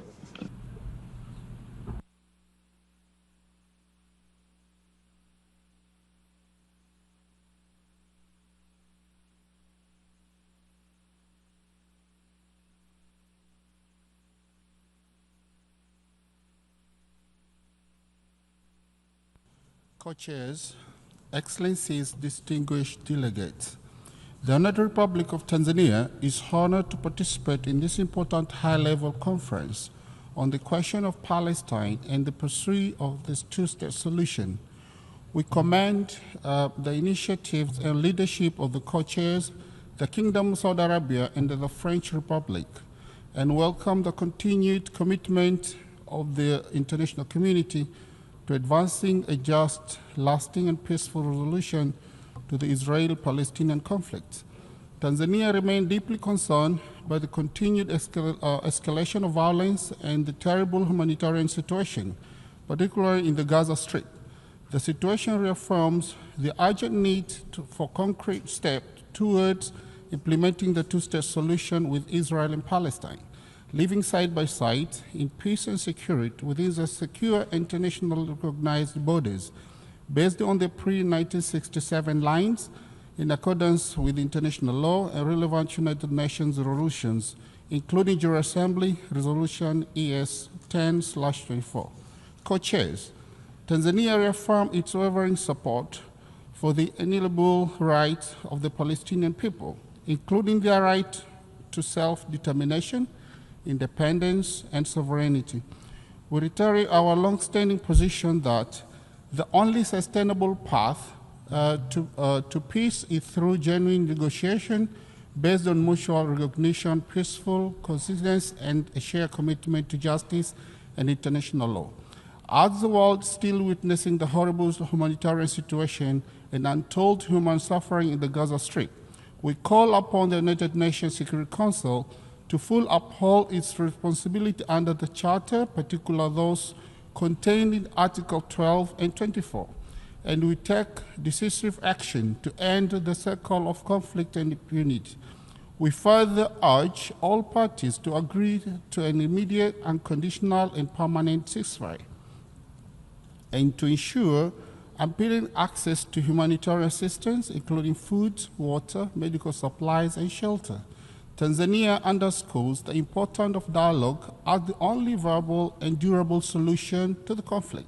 Surely, there's no military solution to the conflict, so concerned parties must engage in constructive dialogue and sincerely work towards lasting peace, seek truth and reconciliation, and undertake confidence-building measures, including the release of hostages and cessation of all acts of violence against civilians. Co-chairs, Tanzania has recognized the state of Palestine for over 6 decades and full support its admission as a full member of United Nations. The admission of Palestine as a member of this important organization will only reaffirm its purpose and principle, this is undermining them. The people of Palestine who have been denied their homeland and with secure borders, forced to live as refugees in their lands, and subjected to untold suffering, deserve the permanent reliefs. This August Assembly must continue to provide opportunity for the admission of the State of Palestine as a member of our organization. And the Security Council must refrain from preventing the actualization of this long-expired goal. Co-chair, in conclusion, Tanzania reiterates its commitment to multilateral efforts aimed at achieving peace, security, dignity for both Palestinians and Israelis. We remain ready to work in solidarity with the member states to ensure the realization of the two-state solution and to restore hope, stability, and justice to the people of the region. I thank you. Je remercie Monsieur. I thank the representative of the United Republic of Tanzania, and I give the floor to the representative of Guinea.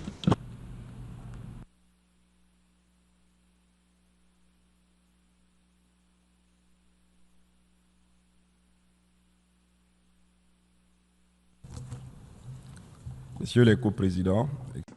Co-chairs, Excellencies, ladies and gentlemen. At the outset, on behalf of His Excellency, General Mamadi Doumbouya, President of the Republic of Guinea, welcomed the joint initiative of the Kingdom of Saudi Arabia and the French Republic, that is the initiative to convene this international conference dedicated to the peaceful settlement of the question of Palestine and the implementation of the two-state solution.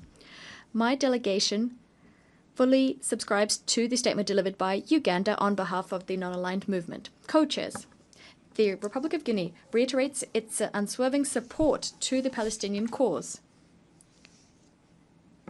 which is underpinned not just by the principles of international law, but also the values of brotherhood, dignity, and humanity, to which the people of Guinea are strongly committed. The Republic of Guinea, true to its historic commitment to justice, peace, and international security, recognized the State of Palestine already in November 1988. We believe that there is an overriding necessity to recognize the State of Palestine with East Jerusalem as its capital and to grant it fully fledged member status within the United Nations organization. The right of the Palestinian people to self-determination, to freedom, and to an independent state is both what justice requires, but it is also an essential precondition for lasting peace in the Middle East. The two-state solution, with Israel and Palestine living side by side in peace and security within recognized borders based on 1967 lines, remains the only viable path that is in keeping with international law. Co-chairs, we cannot ignore the human tragedy currently unfolding in the Gaza Strip. Too many lives have been lost. Children, women, and entire families have been decimated. Many people are still missing. Essential civilian infrastructure has been seriously damaged, if not completely destroyed. This situation cannot go on.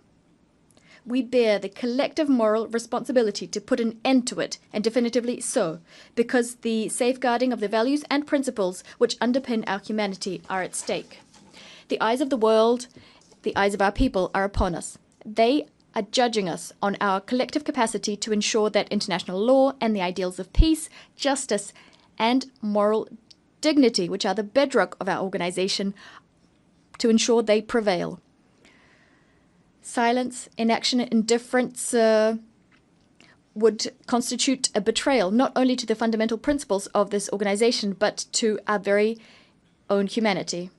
The Republic of Guinea calls for an immediate, total, and lasting ceasefire. We reiterate that any lasting and viable solution necessarily requires an end to the violence, the occupation, and settlement activities on Palestinian territory, including in East Jerusalem, the recognition, full and comprehensive recognition, of a sovereign and independent Palestinian state with East Jerusalem as its capital, living in peace side by side with Israel, meticulous respect for relevant UN resolutions, and full and unfettered access for the delivery of humanitarian assistance.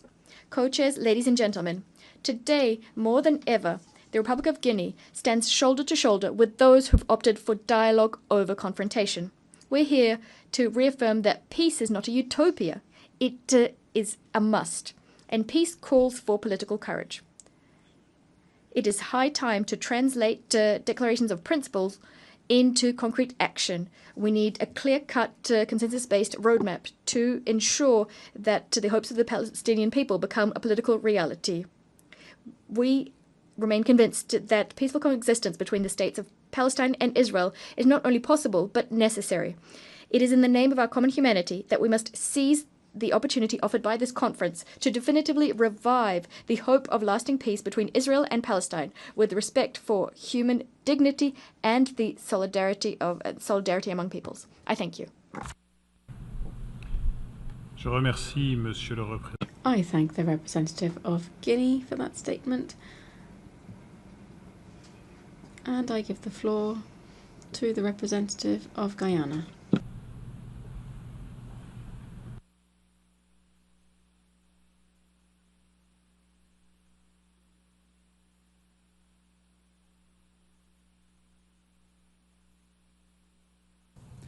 Your Excellencies, co-chairs, Guyana aligns itself with the statement delivered by the permanent representative of Barbados on behalf of the member states of the Caribbean Community, CARICOM.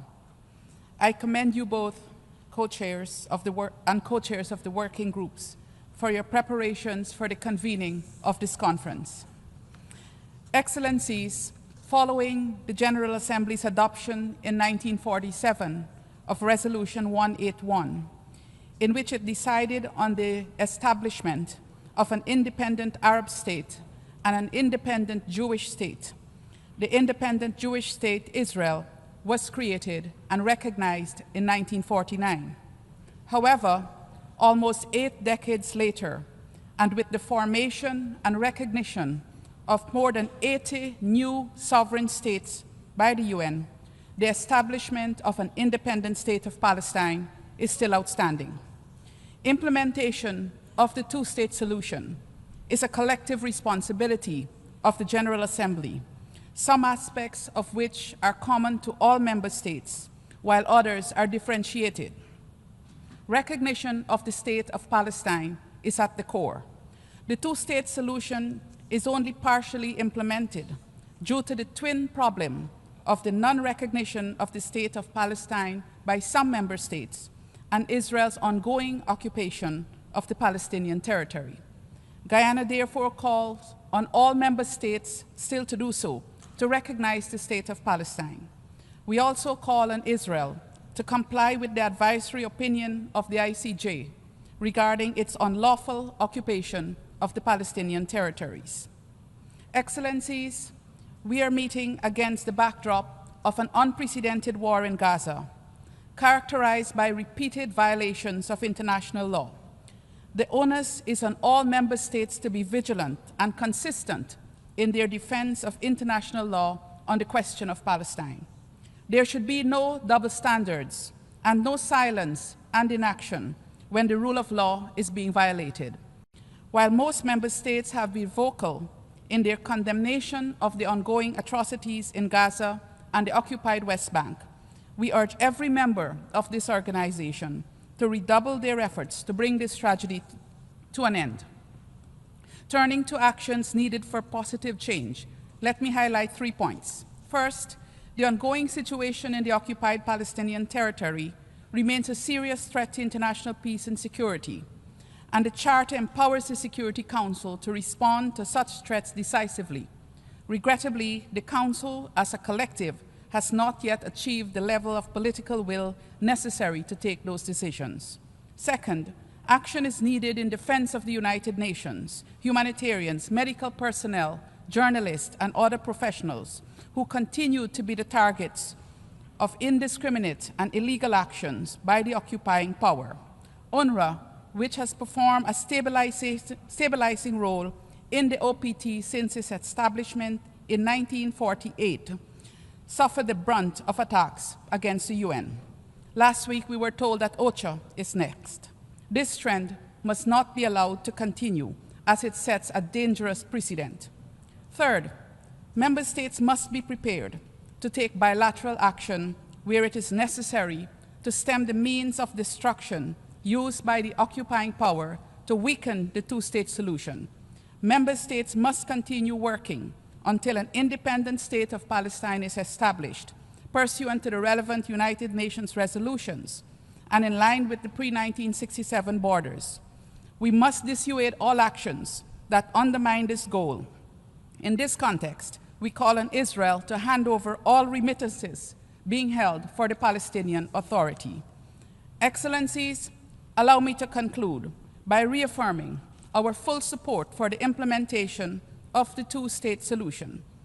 Guyana looks forward to continuing its contributions to this goal, including through implementation of the recommendations emanating from this conference. I thank you.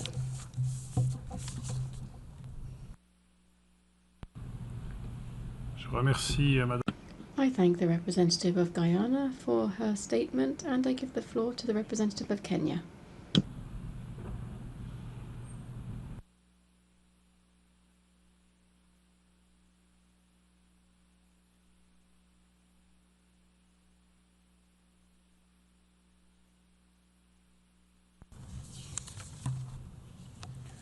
Co-chairs, excellencies, distinguished delegates, Kenya aligns itself with the statement read by the Republic of Uganda on behalf of the non-aligned movement. We also align with the African Union position that espouses the achievement of a two-state solution through negotiations founded on relevant UN resolutions and supports homegrown solutions based on socio-cultural tolerance. My delegation would now like to state the following in our national capacity. For decades, the Middle East has endured an ever-deepening occupation, cycles of violence and the collapse of every major peace negotiation. The spiraling increase of civilian casualties, widespread displacement, and catastrophic humanitarian emergencies continue to imperil not only Palestinian aspirations for sovereignty and Israeli security, but also the stability of the entire region and the authority of international law. The two-state solution is deemed as the sole framework capable of delivering just, lasting peace. Unfortunately, it's now on the brink of collapse. Co-chairs, Kenya is concerned that the absence of decisive and coordinated action, unilateral measures, hardened stances of an irreversible status quo of protracted conflict will prolong human suffering and strategic fragmentation.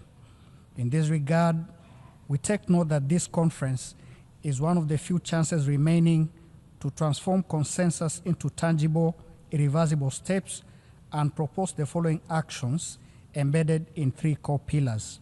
First, ceasefire and humanitarian relief to secure an immediate, verifiable ceasefire, ensure the unconditional release of all hostages, and guarantee unfettered delivery of humanitarian assistance and the full withdrawal of military forces from Gaza. Second, implementing the two-state solution with security guarantees by convening a United Nations-backed mechanism and establishing robust, jointly monitored security arrangements to protect civilians on both sides, linked to benchmarks that reinforce the two-state roadmap. Third, instituting time-bound framework to adopt a comprehensive UN resolution mandating clear deadlines and enforcement measures and create a multinational oversight body that builds on the Global Alliance for Implementation to monitor compliance, deter spoilers, and report transparently to the international community. Co-chairs, excellencies, distinguished delegates, the world watches us to see whether we can convert long-standing consensus into concrete, irreversible action. By embracing 3 core pillars, that's political, economic, and security, we can cement an enduring peace with 2 states side by side in mutual security and cooperation and pave the way for a stable, integrated Middle East. Kenya believes that collective and individual measures will help transform long-standing consensus into irreversible steps toward 2 sovereign states living side by side in peace, security, and mutual respect. In conclusion, we reaffirm our support for the two-state solution and commit to collaborating with member states in joint efforts to secure durable and lasting peace. I thank you.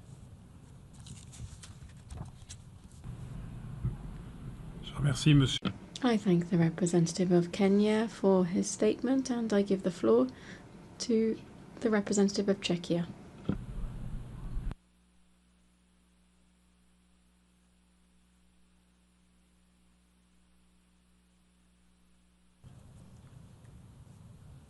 Distinguished co-chairs, excellencies, we welcome this opportunity to affirm Czechia's long-standing commitment to a peaceful resolution of the Israeli-Palestinian conflict.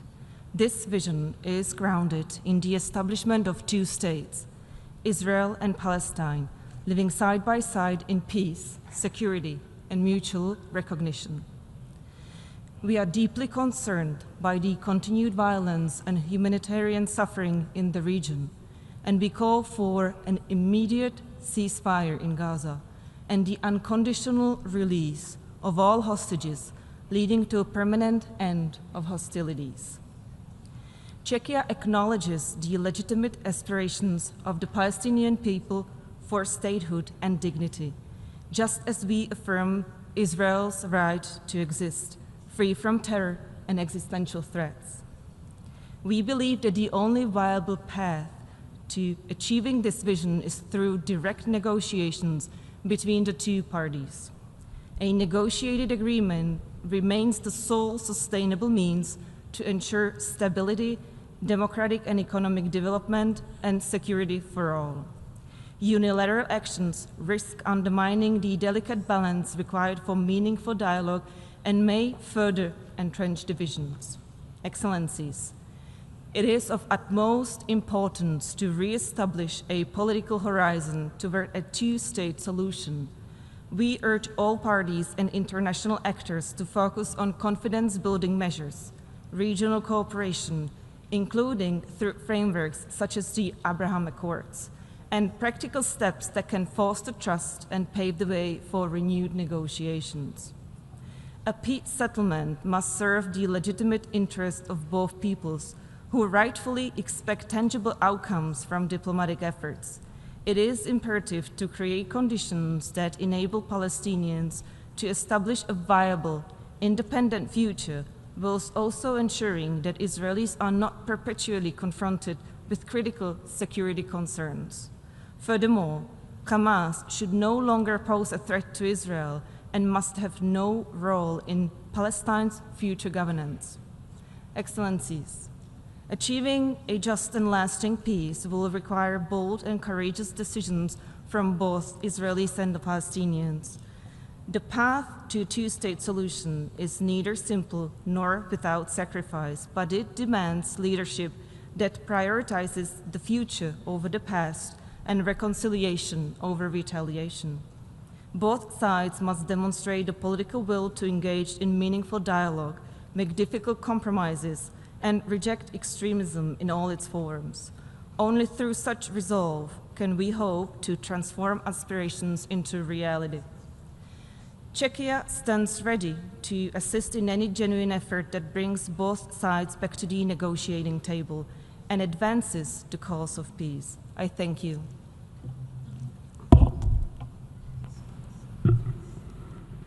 Je remercie Madame la... I thank the representative of Czechia for her statement, and I give the floor to the representative of Somalia.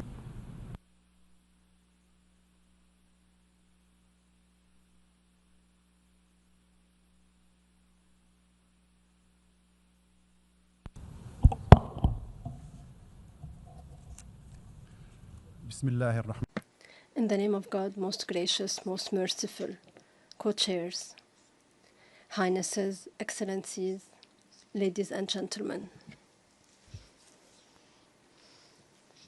It's our honor to participate in this high-level conference that comes at a time when the wounds of the region are deepening, at a time when the cycle of injustice and suffering is expanding, at a time when the brotherly Palestinian people lack prospects for just solutions.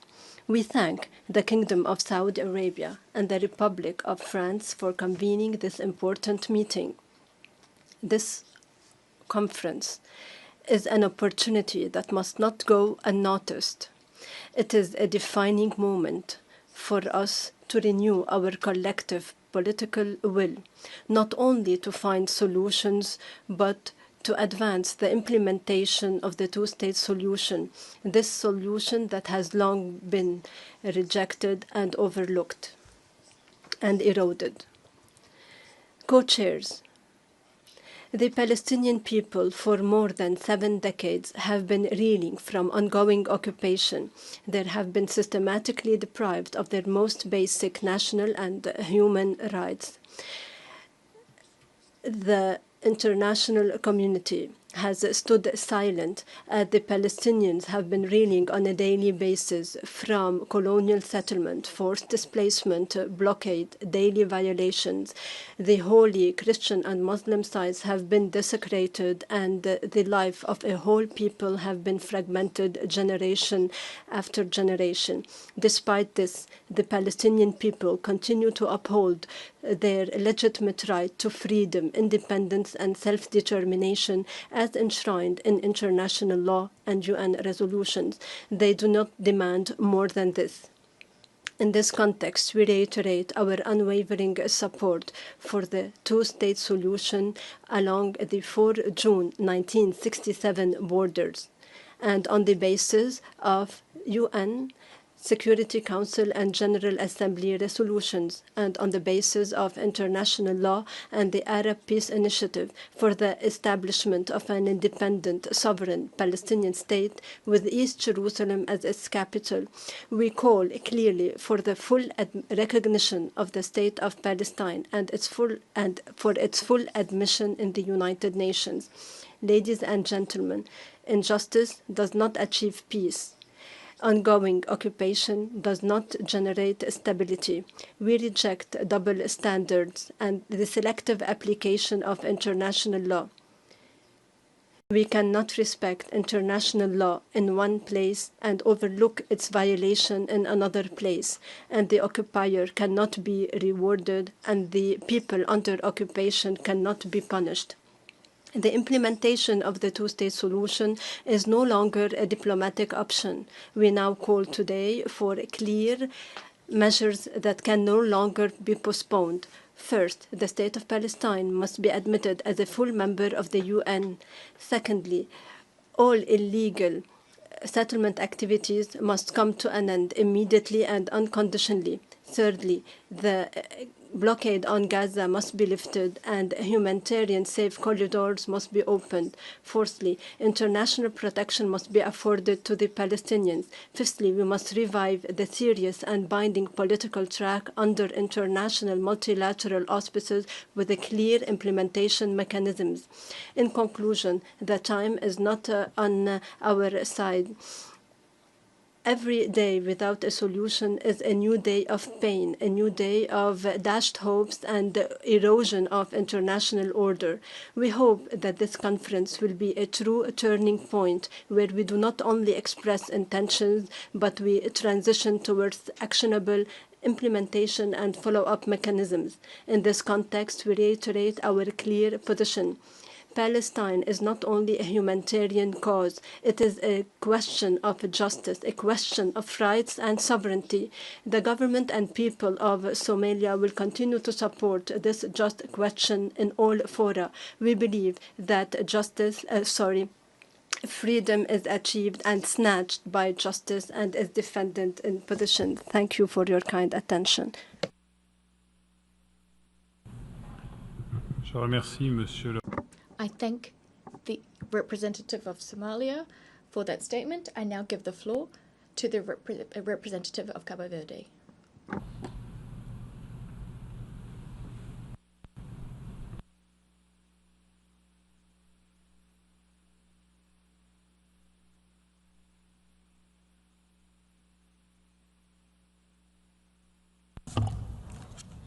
Mr. President, Excellencies, distinguished delegates, colleagues, Cabo Verde aligns itself with the statements delivered on behalf of the G77 and the African Group, and hereby delivers in national capacity. Cabo Verde stands before this high-level conference with profound commitment to peace, international security, and respect for the fundamental principles of international law.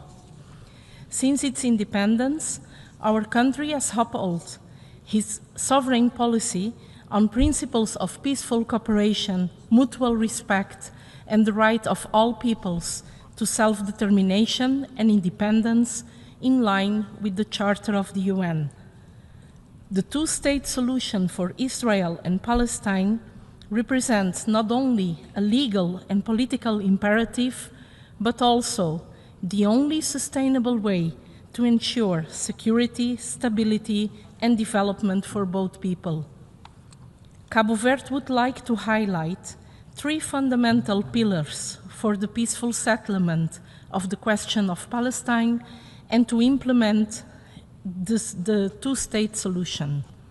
One, the establishment of the Palestinian state, founded on full sovereignty and territorial integrity, must be grounded in international norms protecting the territorial integrity and historical rights of the Palestinian people.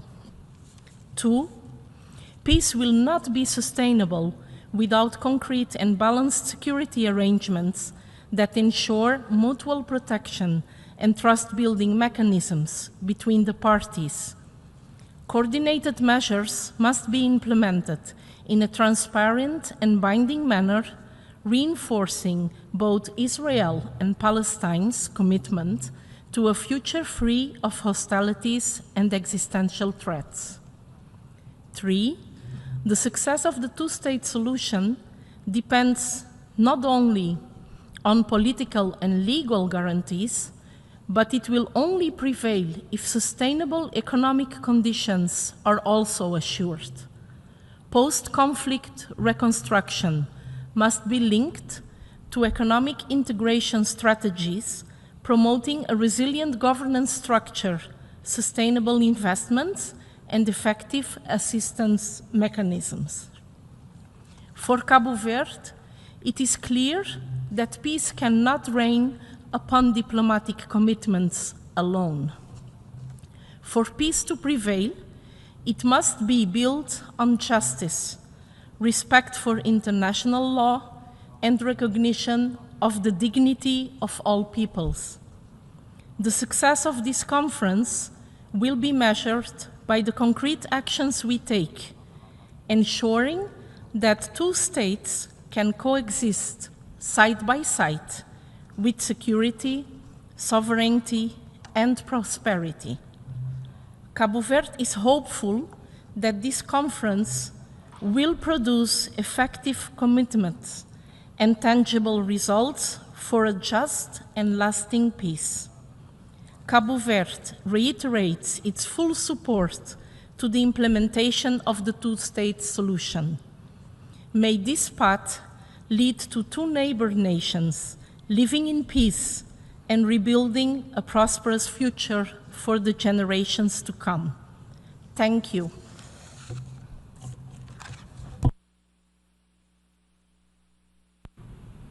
Je remercie Madame. I thank the representative of Cabo Verde for her statement. I give the floor to the representative of Nepal.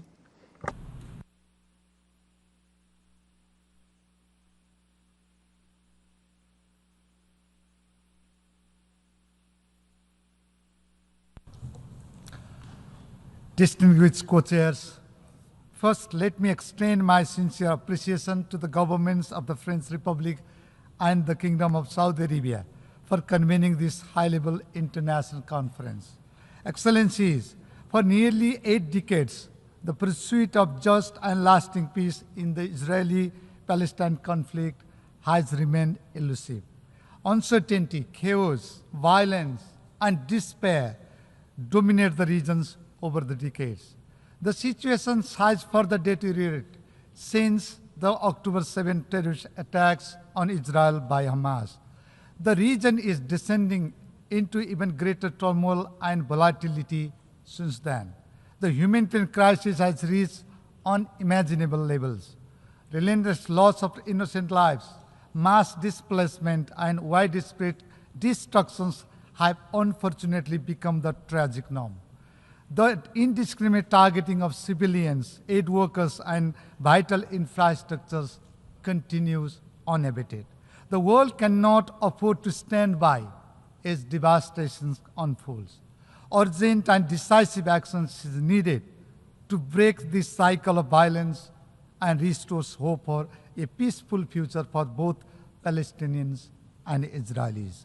Excellencies, Nepal strongly condemned the brutal attack on Israel on 7 October 2023, which claimed the lives of hundreds, including 10 Nepali nationals.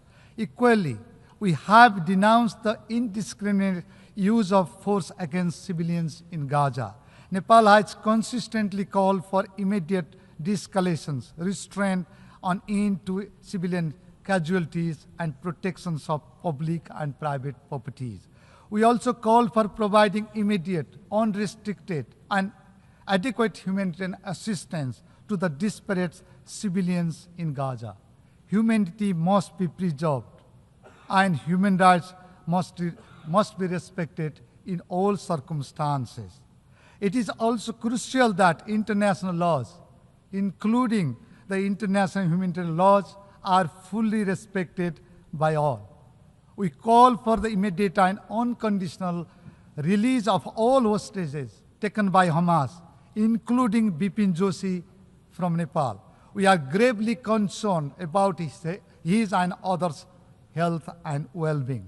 Co-chairs, Nepal has long supported a two-state solution, advocating for Israeli and Palestinians to coexist peacefully within the recognized international borders based on international law and relevant UN resolution.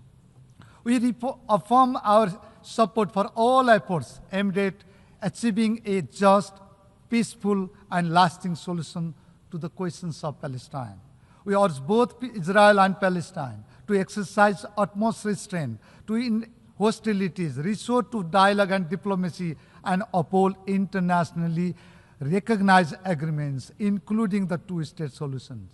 Stopping ongoing violence and securing of durable ceasefire is crucial to create conditions for diplomacy and prevent further civilian casualties. On this score, we appreciate the efforts made by the United States of America, Qatar, and Egypt for achieving permanent ceasefire. The United Nations and international community must take all necessary measures to restart negotiations, establish a framework for lasting peace, and find a just, peaceful, amicable, and lasting political solutions to the problems. For this, myopic visions and narrow political interests must be set aside. This is crucial to prevent this crisis from deepening into a catastrophe.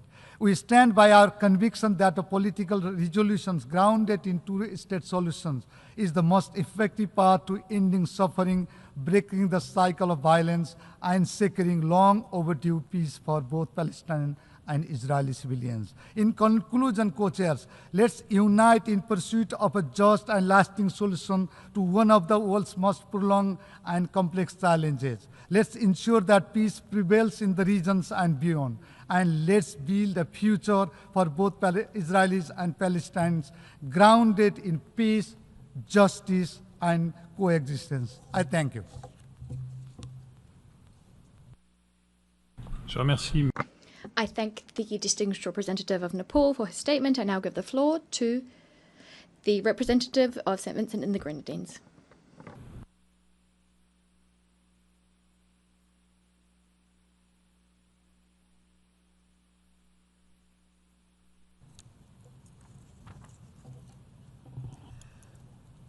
Thank you, Mr. President, for giving me the floor. St. Vincent and the Grenadines extends its appreciation to the co-chairs of the conference, His Excellency Jean-Noel Barrot, Minister of Europe and Foreign Affairs of the Republic of France, and His Highness Prince Faisal bin Farhan Al Saud, Foreign Minister of the Kingdom of Saudi Arabia. We welcome your efforts in convening this important high-level meeting on the peaceful settlement of the question of Palestine and the implementation of the two-state solution. Excellencies, today we must accept the harsh reality that our multilateral system is fractured, and this breakdown has in turn allowed the erosion of the principles of international law, including those set out in the Charter of the United Nations, as well as the legally binding resolutions adopted by the Security Council. These principles are not abstract ideals, but safeguards for our peaceful coexistence. This is why St. Vincent and the Grenadines regards this conference as a critical opportunity to rebuild trust among states through the recommitment in good faith to the principles of international law and the two-state solution as set out in the Security Council Resolution 242/1967.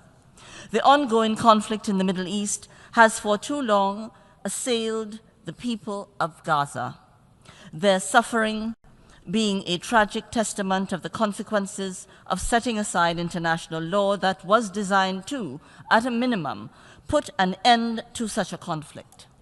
The Palestinian people continue to contend with illegal occupation, dispossession, and harsh settler colonialist policies, with our without delay in recognizing an independent state of Palestine, being a contributing factor to the toxic status quo. The cycle of death and destruction, ongoing impunity, and the violations of our international framework cannot be allowed to continue. International law, including the principles embedded in the Charter of the United Nations, can neither be selectively applied nor sporadically upheld. As a modern civilization, if we are credible defenders of peace, then we must ultimately be consistent defenders of international law. Within this context, St. Vincent and the Grenadines reaffirms its support to a two-state solution that guarantees that both Israel and Palestine can live side by side in peace and security within internationally recognized borders based on the pre-1967 lines. Every state and people desirous of such ambitions are deserving of achieving it. Excellencies, the Charter of the United Nations is clear in its preamble. We, the peoples of the United Nations, determined to save succeeding generations from the scourge of war. This solemn commitment must serve as our collective moral compass. It is our sincere hope that this conference will mark a turning point in the region, as well as in our global commitment to peace, stability, and multilateral cooperation. We express our hope that the work of the working groups would amount to more than just an academic exercise, but instead would contribute tangibly to a shift in the discourse and the direction of this long-standing issue, operating as launching pads for action. We recognize, however, that to be impactful, our commitments throughout this conference must be backed by concrete, measurable action. Now is not the time for fatigue. We can no longer simply stand in solidarity.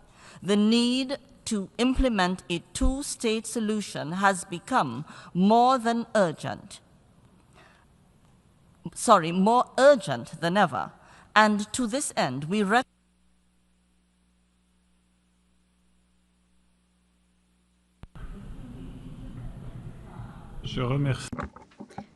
I thank the representative of St. Vincent and the Grenadines for her statement.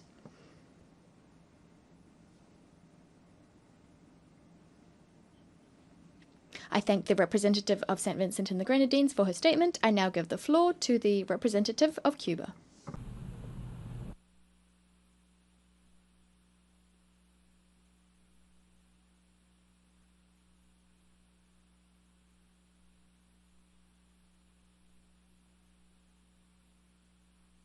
Señores copresidentes. Co-chairs, we support the statements delivered by Uganda on behalf of the non-aligned movement and by Venezuela on behalf of the group of friends in defense of the UN Charter. Cuba has consistently supported the Palestinian people, who have been denied the exercise of their rights, including the inalienable right to self-determination. And we have denounced the atrocities committed by Israel for more than 75 years now. Cuba has called for a comprehensive, just and lasting solution on the basis of the creation of two states, enabling the Palestinian people to exercise their right to self-determination and to possess a free and sovereign state within the pre-1967 borders, with East Jerusalem as its capital, and the return of refugees as crucial premises for resolving the conflict. Cuba participated in the extraordinary ministerial meeting of the Hague Group, an initiative by a number of states seeking to coordinate action to achieve tangible results and take urgent measures to enforce an immediate and permanent ceasefire in the Gaza Strip and the withdrawal of Israeli occupying forces. We have joined the call of the immense majority of the international community for decisive action that would bring an end to one of the most long-standing injustices of our time, an injustice that has worsened over the last 2 years, during which Israel has committed crimes against humanity, collective punishment, apartheid, and genocide against the Palestinian people with impunity. The number of displaced persons, as well as the destruction of hospitals and other civilian infrastructure in blatant violation of international humanitarian law, put us face to face with a painful reality that wounds our humanity. The massacre perpetrated against the besieged Gaza Strip has triggered an unprecedented humanitarian crisis, plunging the territory into terror, death, and mass destruction. Indeed, according to the United Nations reports, millions of civilians are trapped, fighting hunger, disease, and constant displacement. We see consistent Israeli settlement building practices, and violence is escalating in the West Bank, including East Jerusalem. We cannot allow illegal settlements and repression to become normalized. Excellencies, it is impossible to talk of the situation in Palestine without speaking out about the historical complicity of the United States government, which is also responsible for the genocide by repeatedly using its veto right in the Security Council to block the implementation of a ceasefire that would halt the massacre and would uphold the will of the international community. The paralysis of the Security Council is an affront harnessed by Israel to continue its criminal policies without fear of consequence. Concrete action is urgently needed in this body to halt the ongoing genocide, to allow the unrestricted delivery of sufficient humanitarian aid, and to guarantee the vital work of UNRWA. More than 145 countries already recognize the state of Palestine. The full membership of Palestine in the United Nations can no longer be delayed. It is vital to begin the reconstruction of Gaza, to create conditions for the return of displaced persons, to ensure the full and unconditional withdrawal of the Israeli occupying forces, and to implement the agreements reached between the parties. The aspiration that this forum will provide real prospects for a just, lasting, and sustainable solution to the conflict is something that is shared by millions of people around the world. Let us not fail them. Justice for Palestine can wait no longer. Let us act in line with the urgency that humanity is demanding and that the Palestinian people need as a crucial condition for achieving a just, lasting, and sustainable peace in the Middle East. Thank you very much.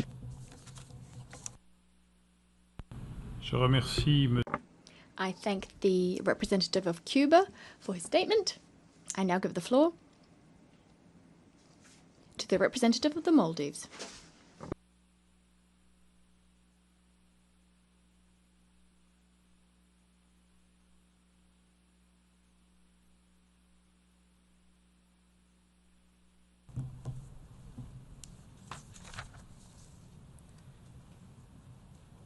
Co-chairs, distinguished delegates, Assalamu alaikum wa rahmatullahi wa barakatuh. This conference must mark a turning point to end the Israel-Palestine conflict. It's a historic opportunity to restore justice and enforce accountability. For a region long shrouded in conflict and suffering, this conference can create momentum to realize two-state solution. In 1947, the General Assembly promised that two peoples could live side by side in peace, dignity, and sovereignty. The reality today is stark. Over 100,000 Palestinians wounded, 50,000 killed, more than 17,000 of them children. The world cannot stand in idle while children die from deliberately imposed hunger. This is unfolding before our own eyes. Yet Israel's actions remain impervious to pleas. Its impunity blocking every attempt to end the suffering. We must not normalize such devastation or become desensitized to the loss of innocent life.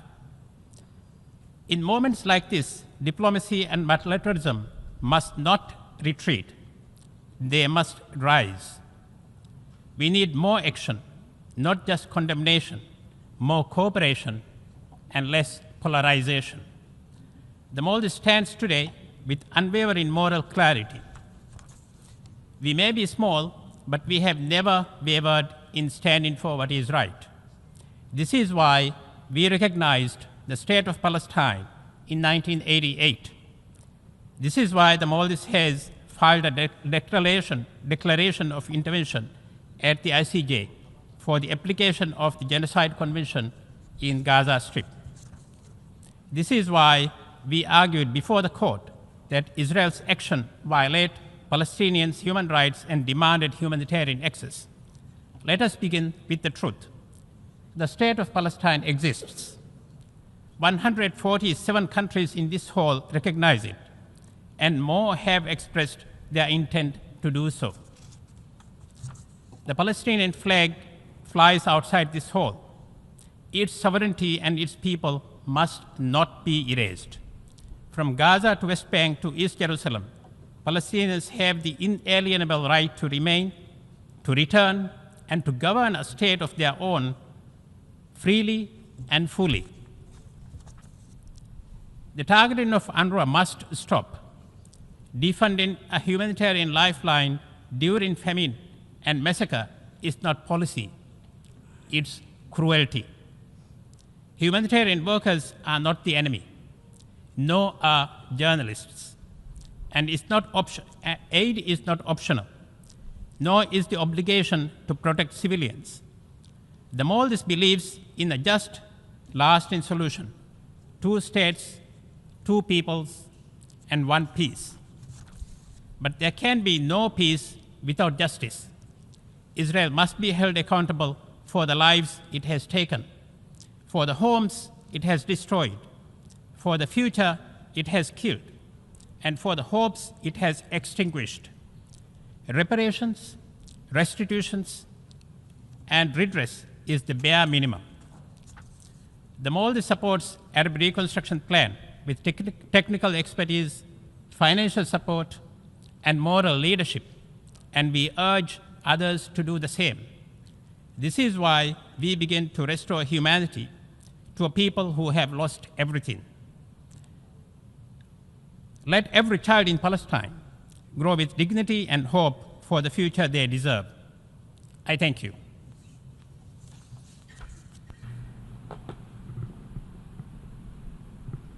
Je remercie Monsieur le représentant. I thank the representative of the Maldives for their statement, and I give the floor to the representative of the League of Arab States.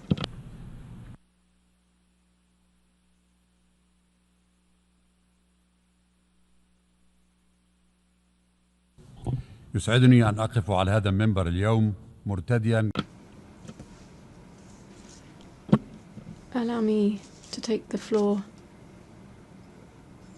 and in the honour of Palestine to express our solidarity with the state of Palestine.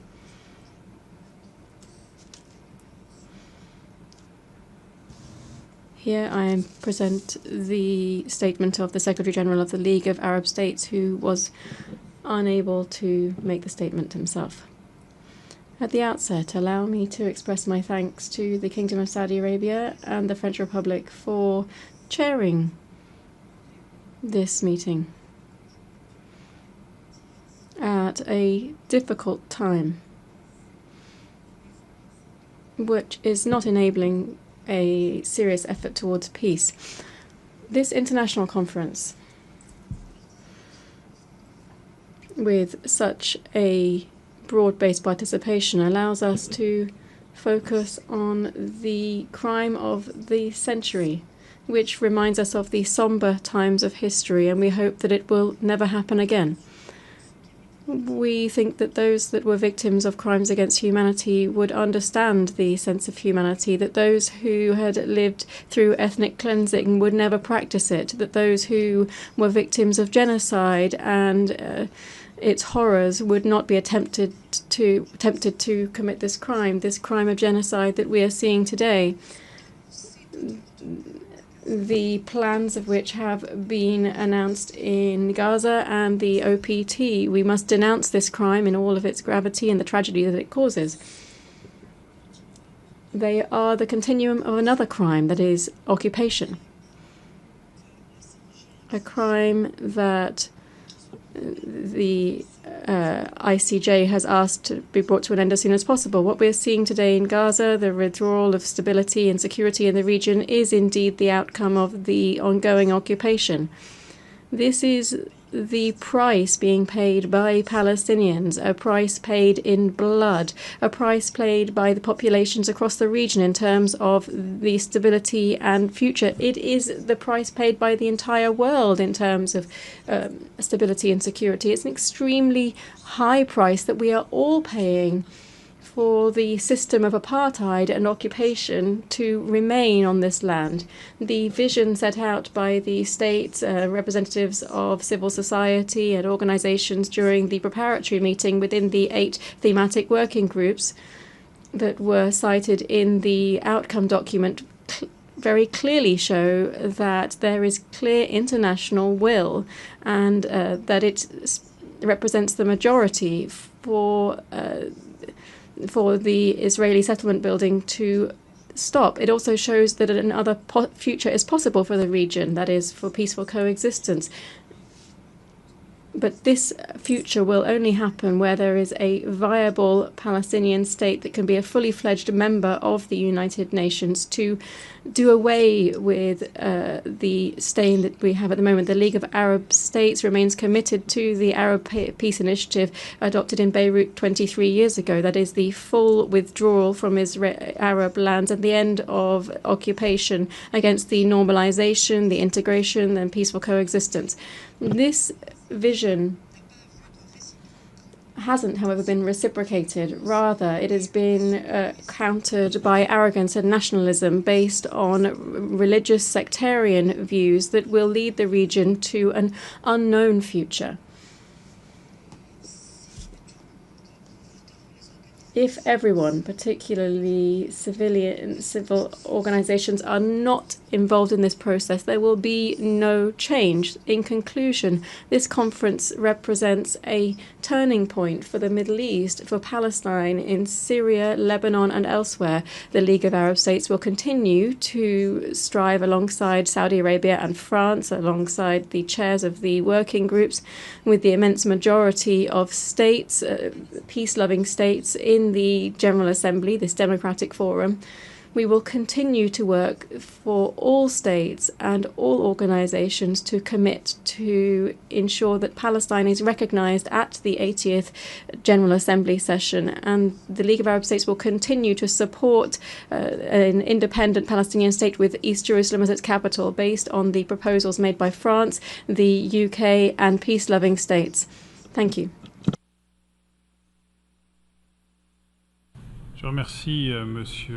I thank the representative of the League of Arab States for that statement. This brings us to an end of the time that we have for this general debate session. The general debate will continue this afternoon at 3 p.m. in this hall. The meeting is adjourned.